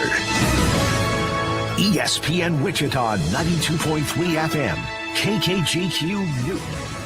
After thousands of votes, our 2026 honorary ESPYs winners have been revealed. Congratulations to our Small College Male Athlete of the Year, Cavante Baker of Friends. Small College Female Athlete of the Year, Leah Hinkey of Washburn. D1 Male Athlete of the Year, K-State's Avery Johnson. And D1 Female Athlete of the Year, Kinsey Woody of Wichita State. Our honorary ESPYs are presented by Prochaska Law, You Build It Wichita, Eaton Roofing and Exteriors, Broadstroke, and the YMCA. Thanks to everyone for being a part of the honorary ESPYs, only on ESPN Wichita 92.3 FM. Sean Tarbell here. In Wichita, it's hot out there, but the deals at Davis Moore Chevrolet, they're even hotter. We just loaded the lot with the biggest selection of new and pre-owned Chevys in town, and we're not playing around this summer. Right now, get 0% financing and no payments until October, or save up to $11,000 off MSRP on a new 2026 Chevy Silverado 4x4 Crew Cab. Turn ahead this summer with a new 2026 Chevy Equinox and get 0% for 36 months. Together, let's drive at Davis Moore Chevrolet, located under the Big American flag in Kellogg and Tyler. Check us out online at davis-moorechevrolet.com. All offers plus tag, title, tax, and administrative fees expire August 3rd, 2026. Looking for a pharmacy that actually puts you first? Discover the difference at DAM Pharmacies. From fast, friendly prescription service to customized compounding, immunizations, and everyday health essentials, DAM Pharmacies is your trusted local partner in care. And now with their new location in Wichita, downtown at 401 North Waco, it's even easier to get the service you deserve right where you live and work. Skip the big box hassle and experience personalized care that makes a difference. Why go anywhere else when you can choose a pharmacy that gives a damn? DAM Pharmacies, local, convenient, and committed to you. We ride to clear our heads, to feel the road beneath us. It's not just a hobby, it's a part of who we are. We also know how quickly things can change. One careless driver and life looks different. At Prochaska Law, we're not just lawyers. We are riders too. We understand what you're facing, and we'll ride with you every step of the way. This month, give riders the space and the respect we all deserve. Truck Stuff is the premier provider for all of your towing needs. Fifth wheels, gooseneck, and bumper pull hitches with brands like B&W, Draw-Type, and Kurt. We also sell and install brake controllers and airbags to lift your squatty rear end. Interest-free financing makes it a snap to get your boat, horse trailer, or camper safely down the road. For all of your hitch needs, stop by Truck Stuff today at 427 North Washington. Checked out, check us out. Truck Stuff. Wichita's home for the Dallas Cowboys. ESPN Wichita 92.3 FM. 3rd and goal from the 5. Dak from the gun. Drops back, flushed out. He's going to run left. And Dak Prescott waltzes in for the Cowboys touchdown. Dallas Cowboys football can be heard right here. Go Cowboys. Wichita's 100,000-watt powerhouse. ESPN Wichita 92.3 FM. This is SportsCenter. I'm Nick DeLuca. LeBron James ringing the bell, heading to Philadelphia, signing a 2-year, $8 million deal with the Sixers. Will join his 4th NBA team, searching for a 5th NBA title, entering his 24th NBA season, releasing a media statement saying it'll be his last decision and that he believes he can help make the Sixers a championship team. Thought last year might have been his last, but that he truly loves the game and has more to give. Inside the NBA is Charles Barkley weighing in.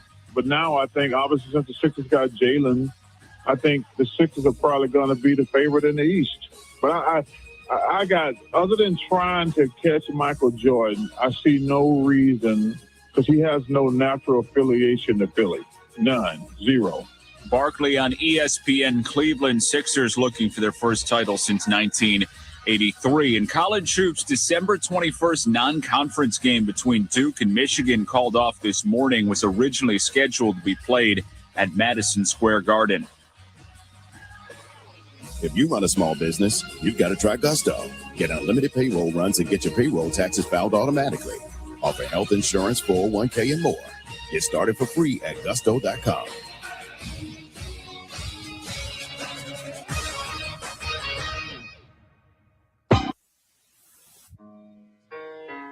It's just a public service announcement sponsored by Just Blaze and the good folks at Rockefeller Records. Fellow Americans, it is with the utmost pride and sincerity that I present this recording as a living testament and recollection of history in the making during our generation. Allow me to reintroduce myself. My name is Ho, H to the O-V. All right, welcome back. Hour number 2 is officially here. The final hour this week for us here on the Pulse on Wichita Sports Leader, ESPN Wichita, 92.3 FM. In addition to that FM dial, check us out online. Multiple ways to stream the show. Find us online at espnwichita.com. Download the ESPN Wichita app to your smartphone. That is also a very handy thing, by the way.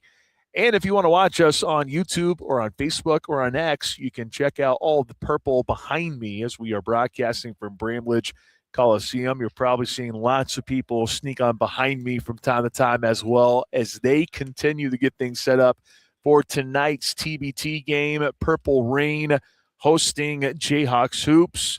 Series tied at a game apiece.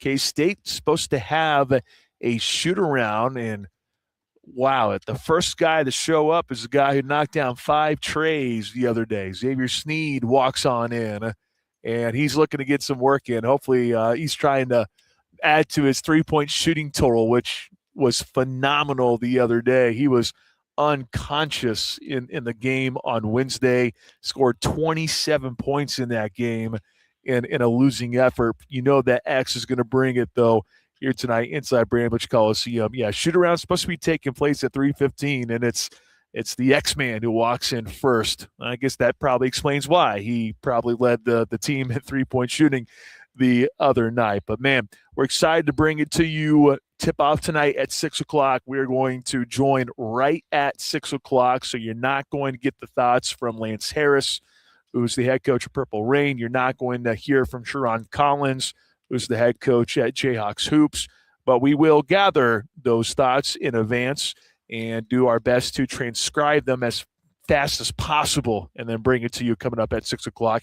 Not only here on ESPN Wichita 92.3 FM, but we will also be on our sister station, Sports Radio 810 WHB. Allow me to reintroduce myself. My name is Pat Strathman. Producing is Jack Johnson, also contributing to the show as always. 316-669-4996. That's the number you need if you want to win $30 in Kansas lottery tickets. And I know that's very popular for a lot of you, specifically Chiefs Kingdom scratch tickets. And a little bit on the Kansas City Chiefs. Andy Reid says that Patrick Mahomes has been cleared for practice on report day. Patrick Mahomes cleared for practice. Who would have thought that after the injury that he suffered last year to close his season there in 2025? Crazy to think, but definitely some news to relay there. But we don't have time to talk about that, although maybe Jack can sneak it in when we do buy or sell later on in the program. But if you want to win Chiefs Kingdom scratch tickets, we'll give you that opportunity. 316-669-4996. Text line number is 316-666-2285. I love how someone just chimed in here. There's only one X-Man, and Xavier Sneed is not that guy. Gee, Xavier McDaniel, kind of a big deal in Wichita. You're right, Texter. Thank you for clarifying. I know down in Wichita there is only one X-Man, and that one guy would be Xavier McDaniel, who kind of was a good basketball player back in the day for Wichita State, and more than kinda, he was a beast. Thank you, Texter. I appreciate that. Keep the thoughts and comments coming in on the text line, 316-666-2285. Also, check out all the cool stuff on social media. We got a lot of content on there throughout the course of the week, and make sure to go and check out those videos on Facebook, on Instagram, and on X as well. Coming up in a little bit, voice of the K-State Wildcats, Wyatt Thompson joins the show. Wyatt is now sitting next to me. I haven't told anyone why Wyatt Thompson is hopping on the show. I mean, the real reason is I'm here in Manhattan, so it's just easy just to get Wyatt to come on air and talk for a little bit. He's the ultimate filibuster. Although maybe that's not true. Stan Weber's the ultimate filibuster. But Wyatt is pretty darn good too. But there's also another reason why Wyatt's hopping on today. We'll explain that coming up here in about 20 minutes or so.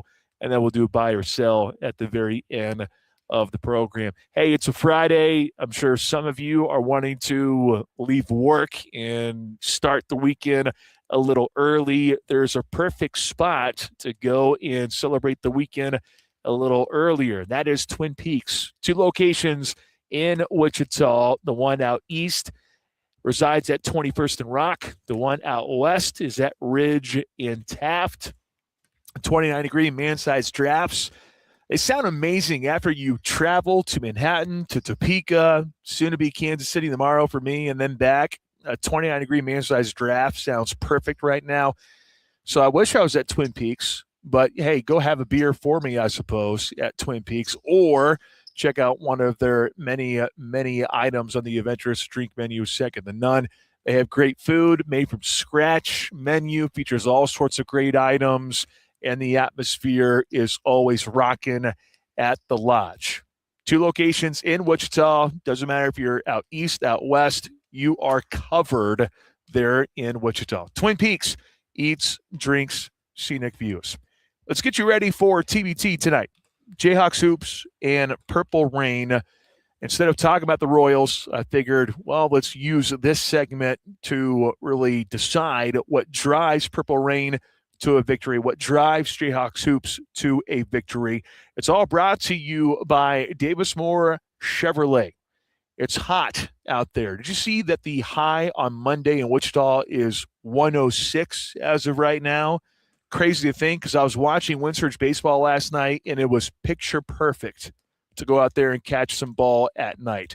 Well, it's going to get hot once again. But I can tell you that the deals at Davis Moore Chevrolet, they're even hotter. They just loaded the lot with the biggest selection of new and pre-owned Chevys in town, and they are not playing around this summer. Right now, get 0% financing and no payments until October, or save up to $11,000 off MSRP on a new 2026 Chevy Silverado 4x4 Crew Cab. You can turn heads this summer with a new 2026 Chevy Equinox and get 0% for 36 months. Together, let's drive to Davis Moore Chevrolet, located under the big American flag at Kellogg and Tyler, or visit them online at davis-moorechevrolet.com. Well, an exciting one tonight, and it almost felt like that we saw very similar games on Tuesday and Wednesday. It seemed strange because one team won, and then the other team won the other one on the very next day. But on Tuesday night in this building, 80-61 being the final score, Purple Rain led by as many as 18 points, very much had home court advantage. They forced 19 turnovers that resulted in 24 points off those miscues. They were way more balanced. You saw the defensive intensity be much better by Purple Rain, which is why they jumped out to a 10-1 advantage. Took a while for Jayhawks Hoops to just get a bucket in that basketball game there in the very first quarter. Xavier Sneed was great in that game. Michael Beasley was great in that game. Austin Trice was a difference maker in the second half. He ended up going 8 of 9 from the field and was in double figures. And talking to Lance Harris in pregame on Wednesday said the one thing I told Austin was, hey, you got to be better in the second half, specifically be much better on the glass in the second half. He didn't have a whopping amount of rebounds in the game on Tuesday, but he challenged him, said, look, man, you got to be much, much better. And he was an X factor there in the second half for Purple Rain. Then you get to Wednesday. So the theme on Tuesday was Jayhawks hoops. Every time that they tried to make a run, Purple Rain was there with every single answer. They were there every time. Every time it felt like KU got something going, specifically to close the third quarter, Purple Rain was there to answer to open up the fourth quarter. Anytime you saw Jayhawks hoops start to get in rhythm a little bit offensively, boom, there's a big dunk, or boom, there's a block, so on and so forth. But the difference between Tuesday and Wednesday in favor of Jayhawks hoops, they cut down the turnovers. They had 6 fewer turnovers, not as many live ball miscues for the KU alum, and the majority of those turnovers took place in the first half, specifically there toward the end of the first half, which allowed Purple Rain to go on a run. It was a 3-point ball game at one point in the second period, and the K-State alum, they pulled away, led by 14 at halftime. They led by as many as 18 in this building on Tuesday, led by 14 points at the break on Wednesday. Jayhawks hoops once again got things going in the second half. Purple Rain had the answer, but once you got to the Elam ending period, it was an 8-point lead for Purple Rain. The target score being set at 83, and when Purple Rain got to 80, it felt like, well, if we can just get a 3 here and completely wrap up this game, then we're good. We're going to advance to the game on Monday, maybe hosting, maybe go to Wichita on Monday. Just kind of depends on what happens. But yet Jayhawks hoops was able to go downhill, got to the rim, initiate some contact. Really, the fouling in the fourth quarter ended up being big for Jayhawks hoops as well, because they initiated a lot of the contact, and that allowed them to come from behind and get the win. So what's going to decide tonight? There's so many different factors in this. Michael Beasley, how's he feeling? You saw in the second half that he was banged up a little bit, was hobbling around a little bit, dealing with an ankle issue. He was shaking his hand, his wrist.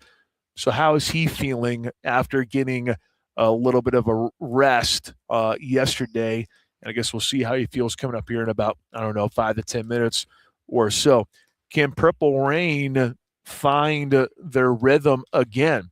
They had rhythm throughout the course of that game on Wednesday, but once it got to the end, that's when you started to see things look a little disjointed. A lot of step-back threes with some tired legs because you're playing in back-to-back days. You get a little bit of a break last night. Now you turn to your game tonight. Same thing can be said about Jayhawks hoops, I suppose, but we were curious to see how both teams will go about managing the rest and playing on back-to-back nights. Both teams now get a chance to go into this somewhat fresh, but how is that going to look for both these teams? The one thing for Jayhawks hoops, to me, it is the turnovers. I think that's what's going to drive them to a victory tonight. If they can cut down on the TOs that led to so many points on Tuesday, because the crowd here is probably going to be pro-purple. At least it should be pro-purple, unless somehow, some way, you see Jayhawks hoops just completely buy as many tickets as possible. But it's going to be pro-purple. It's going to be. And anytime that you suffer those turnovers and let the crowd continue to get into it, that's only going to continue to stockpile and get worse. But turnovers to me is so crucial because they cut down on those in the second half, only had 3 in the second half, and that allowed them to be successful. They got downhill more. They got to continue to do that, continue to be a team that's going to go to the rim and go downhill. They got to continue to be that type of team. But to me, cut down the turnovers. That is the number one way for them to get themselves a victory tonight to advance to the game on Monday. For Purple Rain, it's interesting because they end up knocking down 12 threes in the game on Wednesday. They had 5 threes in total on Tuesday. That's not what fueled them to a victory on Tuesday night. It wasn't the three-point shooting. What fueled them to a victory was the defense and the ball movement. The key stat for me to bring up with Michael Beasley, not the points, not the rebounds, but the assist. The assist on Tuesday night in this building was 6. The assist on Wednesday night was 0. I don't think you really realize how big of a deal that is because Michael Beasley is such a good passer. Most people think of the shooting and the scoring ability and so on and so forth, and that's That's obviously accurate. The guy can ball. There's no doubt. But he was so good at being a decoy on Tuesday night in this gym. Can he do it again tonight for Purple Rain? Get back to sharing the rock. Get back to playing your brand of basketball. They were the more cohesive bunch on Tuesday. They, for the most part, the more cohesive bunch on Wednesday night until the very, very end. But defense is what's going to drive them to a victory tonight in order to move on to the next round in the basketball tournament.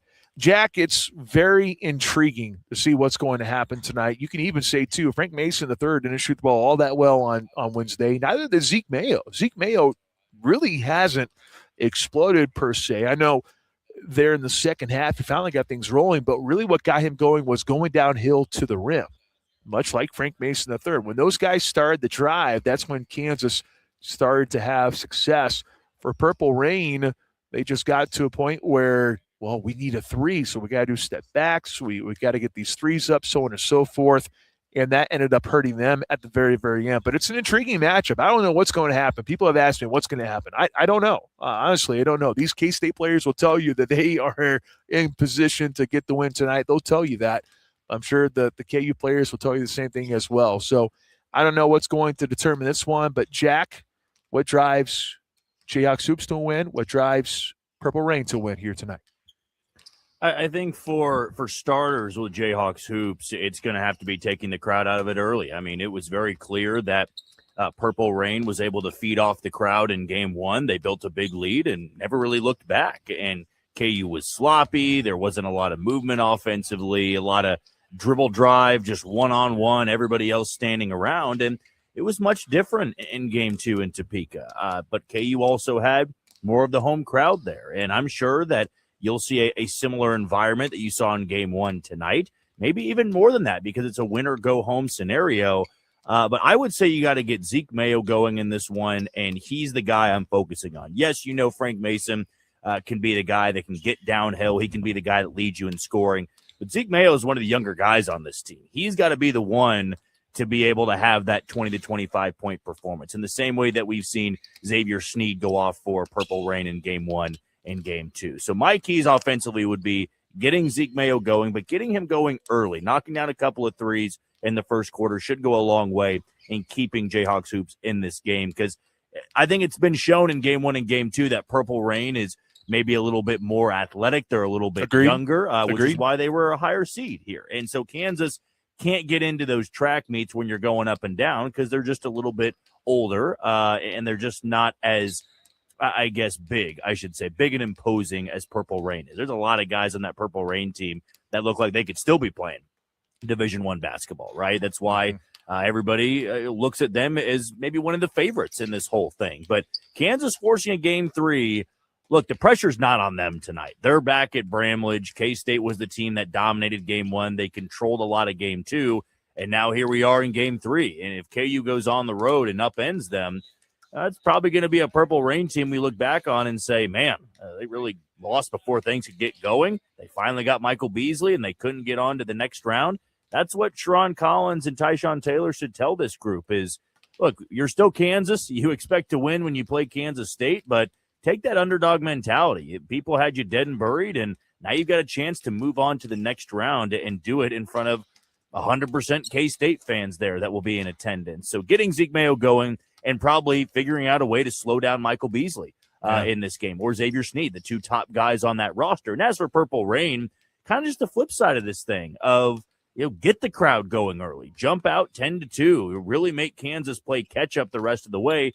Because in Topeka, KU was able to feed off the crowd in that comeback. They're not going to be able to have that tonight, and wearing them down, really making them a penetrate and kick type of team. And if KU isn't knocking down threes, I just don't know if they've got the size to go down low and dominate, right? That's where K-State or Purple Rain has had that in the first two games of this series.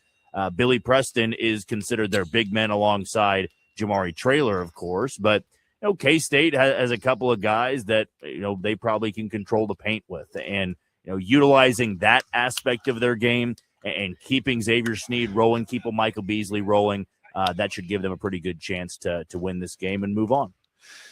All right, let's take a break. When we return, voice of the K-State Wildcats, Wyatt Thompson. He's had a couple players come on over and dap him up. Xavier Sneed. You have Kamau Stokes just walked on in as well. So Wyatt getting his flowers, I suppose. So we'll talk to Wyatt when we return.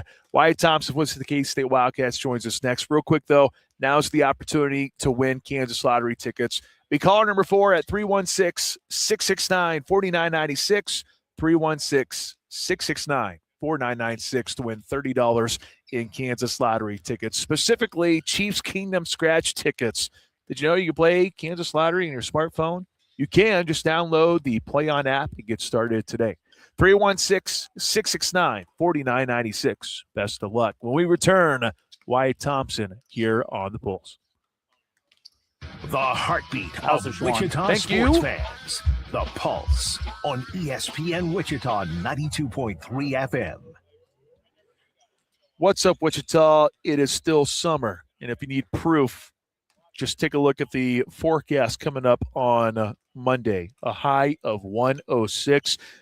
There's some other hot days as well, and if you're looking to cool off, the best way to do it is by getting you some Blind Lemon Hard Lemonade. Are you looking for the official hard lemonade of the summer? It's Blind Lemon Hard Lemonade from Monster Brewing Company. They got you covered. It's clean, it's crisp, it's not too sweet, and it's got some attitude as well. There's all sorts of flavors as well. You got strawberry, you got cherry, you got peach, you got the regular as well.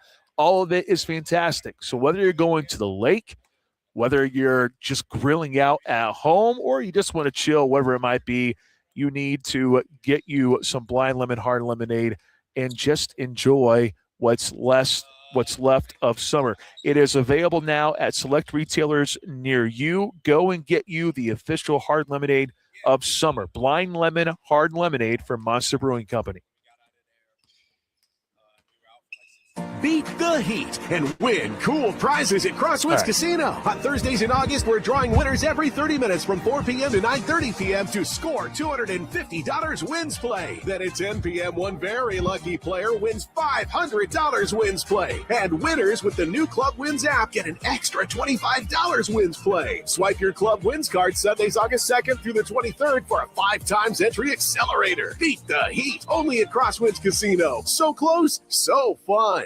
Sean Tarbell here. In Wichita, it's hot out there, but the deals at Davis Moore Chevrolet, they're even hotter. We just loaded the lot with the biggest selection of new and pre-owned Chevys in town, and we're not playing around this summer. Right now, get 0% financing and no payments until October, or save up to $11,000 off MSRP on a new 2026 Chevy Silverado 4x4 Crew Cab. Turn ahead to summer with a new 2026 Chevy Equinox and get 0% for 36 months. Together, let's drive at Davis Moore Chevrolet, located under the big American flag at Kellogg and Tyler. Check us out online at davis-moorechevrolet.com. All offers plus tag, title, tax, and administrative fees expire August 3rd, 2026. KDOT reminds you, as your speedometer creeps up, so does your risk of crashing. Don't try to save time speeding. Save a heartbreak by driving safely and making it there in one piece.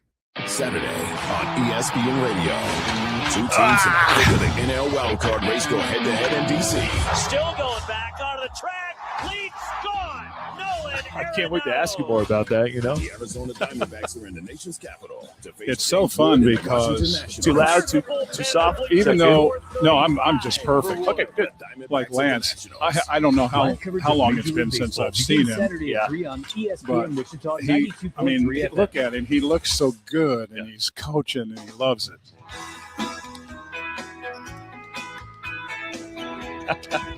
We're not even in football season, but Jack Johnson knows the drill.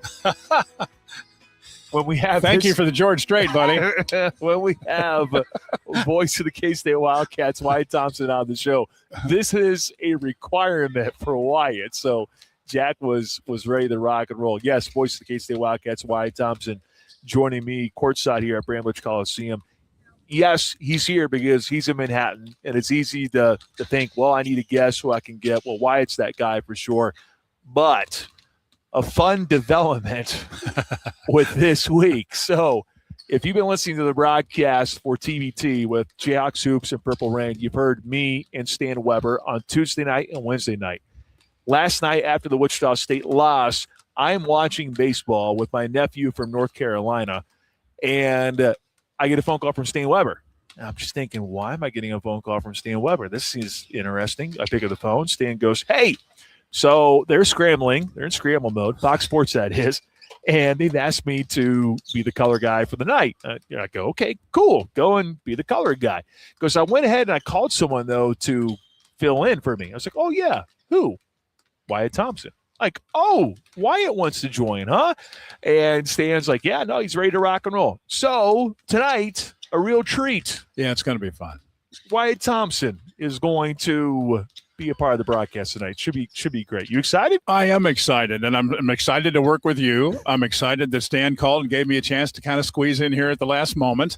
And one thing that we were talking about before we got on the air is just how fun it has been to have these kids back at K-State, right? And we could name several. I'm sure you'll ask me about a few, but it's so great to see them. No matter how long it goes between visits, like I'll use Lance Harris as an example, it's like no time goes by, even though we know a lot of time goes by. He's a terrific person. He was a good player when he was here. I know everybody is proud of what he's doing now, coaching. He lives in St. Louis. He was telling me a while ago. Of course, he's a Missouri. He grew up a Missouri guy, and we stole him, got him over here into the great part of the state of Kansas. So it's all good. Yeah, It's been fun talking with Coach too at shoot around for pregame. You can see why he's a coach. Sure, you can see it right off the bat. Played overseas for 12 years, assistant at Lindenwood, Long Island Nets. He's in Dubai now. And I was asking him a little bit about Dubai as well. Like, hey, that's a unique place to be. And he goes, well, of course, there's been some stuff happening over there as well. But sure, he's enjoying it, and he's definitely having a lot of fun. As I mentioned earlier, the first guy to walk in was Xavier Sneed. And not too long after that, here comes Kamau Stokes. And I talked to Kamau here, and looking up at that Big 12 championship banner that's hanging up here at Bramlage Coliseum back in 2019. Cam just sharing the memories of, yeah, it's me, Barry, Dean, all of us freshmen just taking it on the chin that very first year because a lot of us were banged up and, we didn't know, like, what was really going to happen. And then the next 3 years they go to the NCAA tournament. And then he even says if Dean doesn't go down, not only do we make a deeper run, but we win the entire national championship, which is amazing thing. But what is that like, though? You're seeing Kamau and Xavier – starting with them, because certainly that time period for K-State basketball, they are a big reason why K-State basketball, the level just jumped a whole nother notch, because those are the guys who stayed here, they developed, and certainly won a lot of basketball games here. I'm really happy you asked me about that. And when I knew that those guys were coming, and you think back to that era, what I remember so vividly is Bruce Weber's early days and winning with that group that Frank Martin left. And that was a heck of a talented group. Then there was that day where, all those guys are gone. What happens now? And I can remember those earliest days of what later became known as Dean, Barry, and Cam. Coach said it that way. We all said it that way. And yet, they all played a part in getting K-State back into that similar spot that those other guys, when they left, that's the way it works. And I think back and remember those times and now see them. And I mean, I haven't seen Dean for a little while, but the last time I did, before the contract, he was loving life, making a lot of money. Now he's doing even better than that. And now he's got LeBron James. Yeah, how about that? Joining him. Yeah, and that ought to be pretty good. I mean, you think LeBron James, Dean Wade. There's some former Jayhawk guy there too, right? Oh yeah, Joel Embiid. Yeah, that's right. Forgot about him. But I've had a little bit more of an opportunity to, like with Dean and Barry and Cam, to see Barry and Cam more than Dean, and that doesn't seem right, but it is so.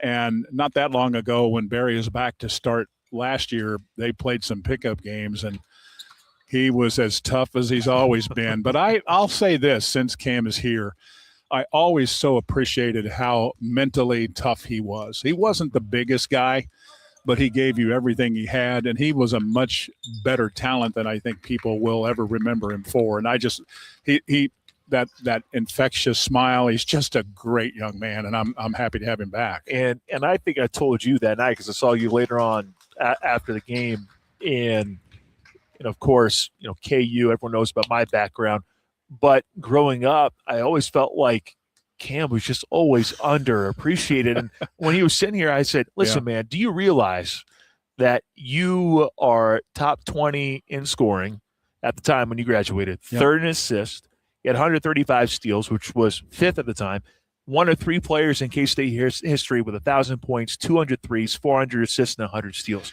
It's like, do you realize, like, you're one of three? You are royalty. I don't care what they say. 100%. You, to me, are royalty because of what he was able to do on multiple levels. And I think that's the thing that I think about, the infectious smile, so many other things.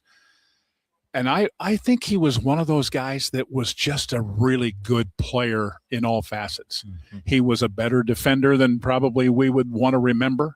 He was tough, great steals guy, great assist guy, could shoot the ball, could do so many things like that. But maybe as important as anything, the guy that kind of ran the ship, for Coach Weber in those days. And when you combine that with Barry's ability to make shots and his toughness and some of the stuff that he had, and the last couple of years Dean was here, and when he was healthy, I'm just going to say this: people can criticize me if they want. It's okay. They can debate it. That's okay. But I've had a couple of coaches tell me since those days that his junior and senior years, he was as tough a matchup at the 4 position as anybody in major college basketball. And that's pretty tall cotton you're walking in there, buddy. Yeah, no question. Not bad for a guy from St. John. That's why I told Cam too. You have Cam, who's from Baltimore, and then there's Dean Way, because Cam said, first moment, take me through the first interaction with Dean. One and done. Like, truly, like, saw the talent. Like, good for you to recognize that talent for sure right away. And certainly it paid off. Matchup nightmare. Oh, are you kidding me? Just unreal. And now he's with Philadelphia. And man, is that going to be a fun time for him. Of course, you have others that are here as well. Michael Beasley, when I saw him come out this way, I saw him in practice and shoot around, and I thought to myself, he can still put up points in bunches. You can just see it. And that 1 year here at Kansas State, an unforgettable one for any K-State fan. Of course, yes, you remember the win here at Bramlage where he pours in 25 points and lives up on the, hey, we'll beat him anywhere in Africa, so on and so forth. I will never forget the 39 points, though, in Allen Fieldhouse. I'm amazed that Kansas was able to get the win back then, because 39 points in that building, are you kidding me? Odds are you're going to get the win there. But now you look at Michael Beasley, and I'm sure you're still just mesmerized as ever, as you were probably the first time you saw him way back in 2007. Without question. And I think we all know that he was such a special talent that just doesn't come along very often. And I was reminded of that looking through some of the press notes preparing for this tournament to begin, and case, the Purple Rain group with it. I mean, how many guys can you name just off the top of your head that were 26 and 12 in their first year of college basketball? It doesn't work like that. He was so gifted. And you mentioned a couple of highlights. I get asked a lot, because I've been here a long time, what's your favorite call? What's your favorite game? What's this? What's that? One of my favorites that doesn't get brought up enough, including by me, is that special year that he was here. We played at Oklahoma, and it was he and Blake Griffin. And I've thought about that game a million times since. How lucky I was to be a little bit of a part of that, just what they went and did, not only during their college careers, but they're just special talents, right?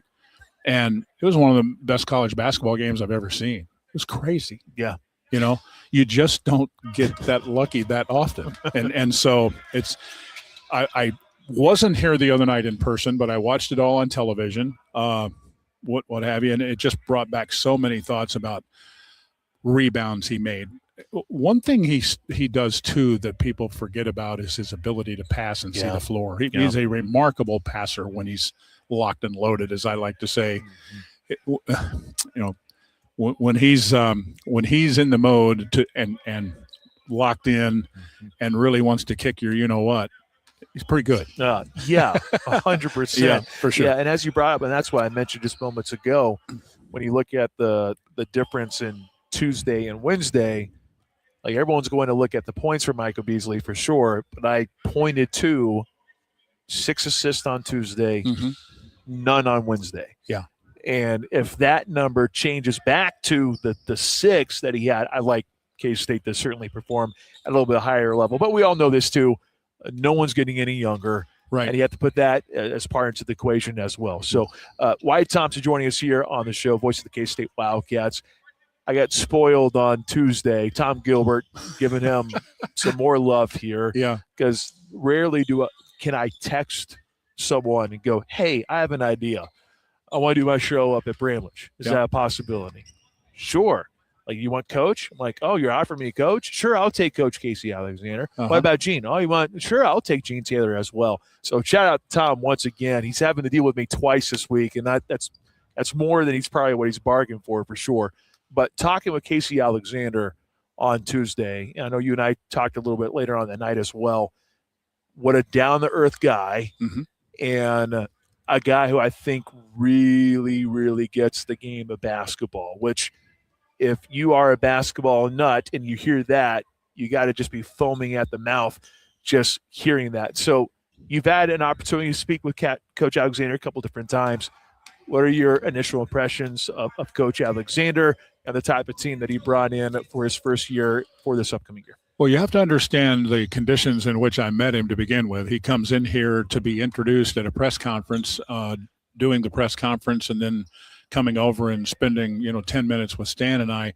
So the first impression was around him with his family, right? And that was really cool. It was up in the Shamrock Zone in one of the offices off of that on the second floor, and just how engaging he was, but they were, and excited to be here. And that one really stuck out for me. And then I thought he was really good in the presser, but also individually with Stan and I. You're right. He knows the game. He talks the game. He lives the game. He breathes the game. And yet it kind of really starts with him with family. I don't want to be too sappy about it, but he's a good man. He's been very successful. I think when you look at what he did at Belmont, when we all strive for consistency in life, right? And for some, it's pretty easy. Some, it's somewhat hard. For some, it's hugely difficult, right? Sure. Let's be honest, and we're not all created equal. But I think he is a terrific coach. I think he is excited and pumped up to be here, as he has learned some of the K-State things and ways and the fan base. I think it's turned him on even more. So you bet. I'm very excited for him. Really, truly am. And it'll be interesting to see just what really happens because this roster, just so many new faces, and that's just the reality of college basketball as well. But they come from all over too. And I think that's what makes it so unique. Some coming from non-Power 4 schools to try to get that opportunity. Right. Others who were limited in other Power 4 programs that just simply but high-level recruits. A high-level recruits. Yeah. It's a unique blend. It is. And I'm curious to see how that all comes together. I have told him this in our talks at some of the Catbacker stops, how impressed I was with how quickly he did what he did. Yeah. And he was the first to deflect away the credit of what he did, but yet he was the kingpin of the bunch, right? But he brought 3 guys that worked with him at Belmont and 2 other guys that have been around the game a long time, and I think they had a plan of attack in place. When you know how you do when you think you got a job at a Power 4 school and you've been really good at some place for a decade or what have you. You kind of have an idea what you're doing. And once he was given all the parameters, what can I spend, that I think he had a pretty good idea who he wanted or who he was interested in. You don't get everybody you want. Yeah. Right. I think the perception was well, that man, they're going to bring a couple of those really good Belmont guys. Well, one of them went to Duke and on and on and on. It didn't work out that way, but I don't think it was failure in any way. I think they did okay. with that said, okay, he went on to say it's a couple of these stops. I don't think I even know yet what we're capable of or how good we're going to be. I don't know. First time in the league.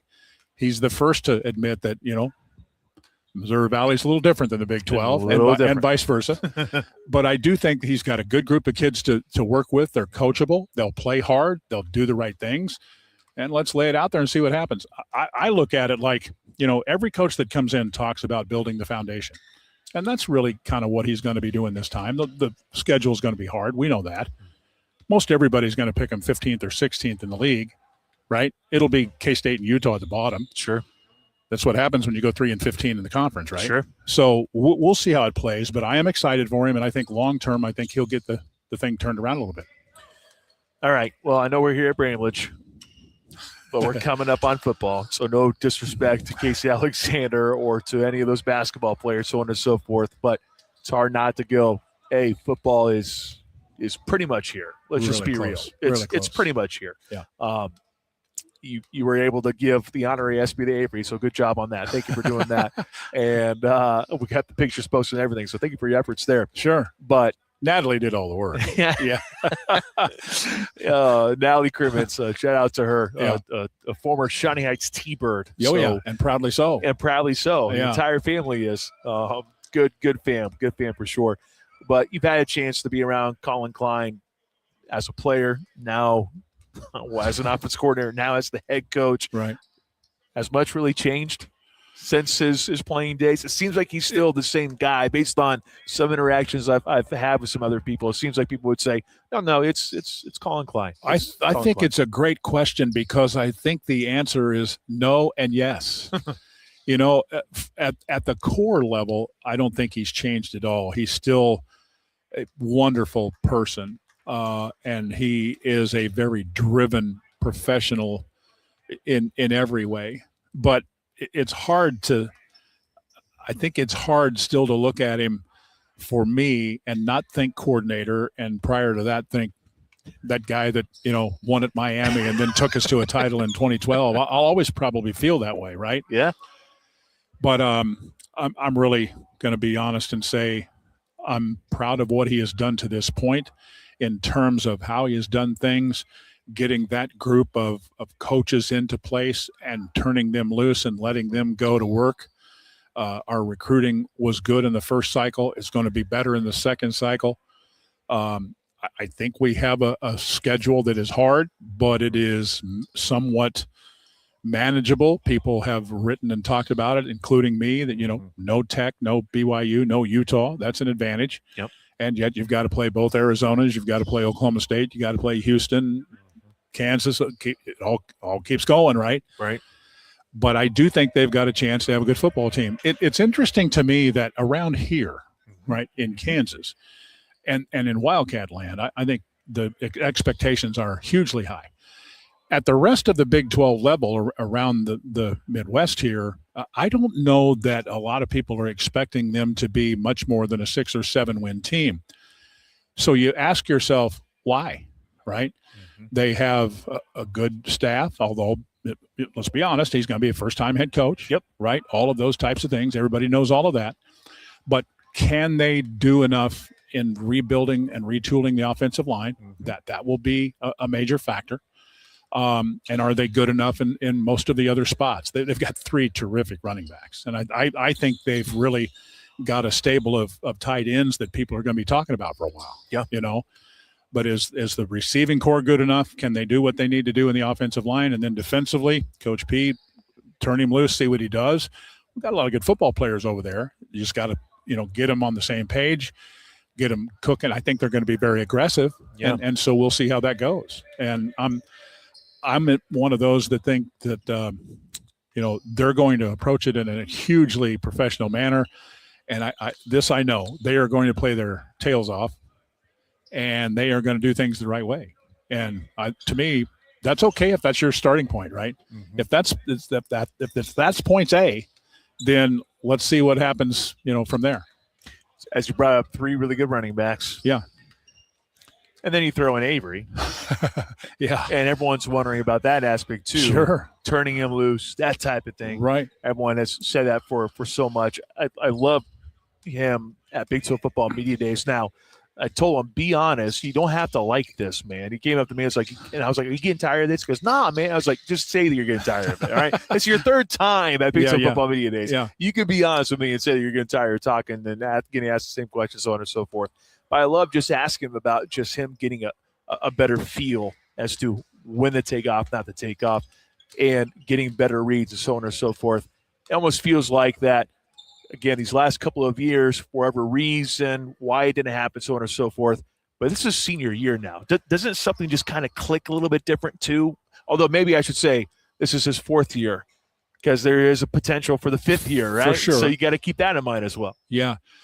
You put a lot on the table there, and I think what I would tell you is I think first and foremost, through a lot of change over the course of the time he's been here, he's gotten better. He's been a productive quarterback. Has he been everything everybody wanted him to be? I'm not sure how to answer that. Sure. I think his numbers are really good. I think you'd agree with that. Yeah. Can he, at times he's been spectacular. At other times he's been okay, right? Can Colin Klein get him to a different level, I think is, what we all want to know. Will he let loose? One thing that I've said about Coach Klein in all of the times that I speak is he has made no secret that from the get-go he wants as he calls him, Avery, to be just turn it loose. Yeah. Go play, and because of his ability to run and scramble and do all of those kinds of things, and his ability, I mean, he's got good throw ability. Yeah. I mean, is he the very best in the country at it? I don't know. You could debate that all day long, but the talent's enough there, I think. It's going to be the leadership and winning hard games and those kind of things. Because the truth is, last year we lost a lot of close, tight games. 1-4 in just conference games. The year before that was not necessarily the case. And then the other aspect is too, and I just read an article about that too, because Tom Fornelli of CBS Sports, he was going through unlucky teams. Sure. K-State 1-4 last year in Big 12 games with a turnover margin of +6. Which is crazy because the next best, I think, was +3. Right. So, as you brought up, a lot of close games. Well, and you've talked about this matchup tonight. Keys. Yeah. I agree with almost everything you said. I agree with everything you said. But the one thing that I noticed, too, is if you look at the box score of the two games, the team that won game one dominated on the inside. Team that won game two dominated the paint. That's going to be a factor tonight, too. Yeah. Right? 100%. And there are others, but that's the thing. Avery needs help, right? He can't do it on his own. Everybody knows that. But let's say that K-State is what they hope they are in terms of the offensive line, because I think they have pieces. And I think there are people out there that have the perception that they're a little light on skill, and I don't know that I buy that. I know in my heart that Gus Hawkins, John Pastore, Dylan Villarreal, those types of guys, pretty good football players. I'm just naming a few. Yeah, right? Of course, yeah. Can that influx of the Tanner Morleys and the Delvin Morrises and those types of guys, Chase Duarte and some of those, be what they hope they are? And if they are, and then you can have the threat of Avery, the threat of those running backs, they've got a guy out there that they're going to move all over the place. Well, actually, they have a couple guys that are as different as night and day. I'm excited about Brandon White and what they'll do with him. And that kid number 0 is going to be a major factor this year, in my opinion. And I'm talking about Lincoln Cure, and I think he is a special talent. I think they will use him every way humanly possible. If all of those things are good, above average, great, somewhere around in there, what is going to happen? I think good things could happen, but we'll see. That's a lot of ifs. There are questions. Yeah, no doubt. Yeah. Well, thank you so much for dropping by. Always. And now we're going to get comfortable. Yeah. For the next couple of hours. That sounds good. We got a little bit of time to waste, don't we? A little bit of time to waste. It'll go quick, though. It'll go quick. Yeah. Well, I appreciate you. Yes, always. sir, buddy. All right, voice of the KC Wildcats, Wyatt Thompson here on the Pulse. We'll wrap up the show next. This is the Yep, I got you. on Wichita's new sports leader. I gotta do a live ESPN Wichita, 92.3 FM. What's up, Wichita? Hey, we got a little bit of rain earlier today. A little bit of rain yesterday as well. Nothing heavy, thankfully, but we all know that those thunderstorms still pop up from time to time.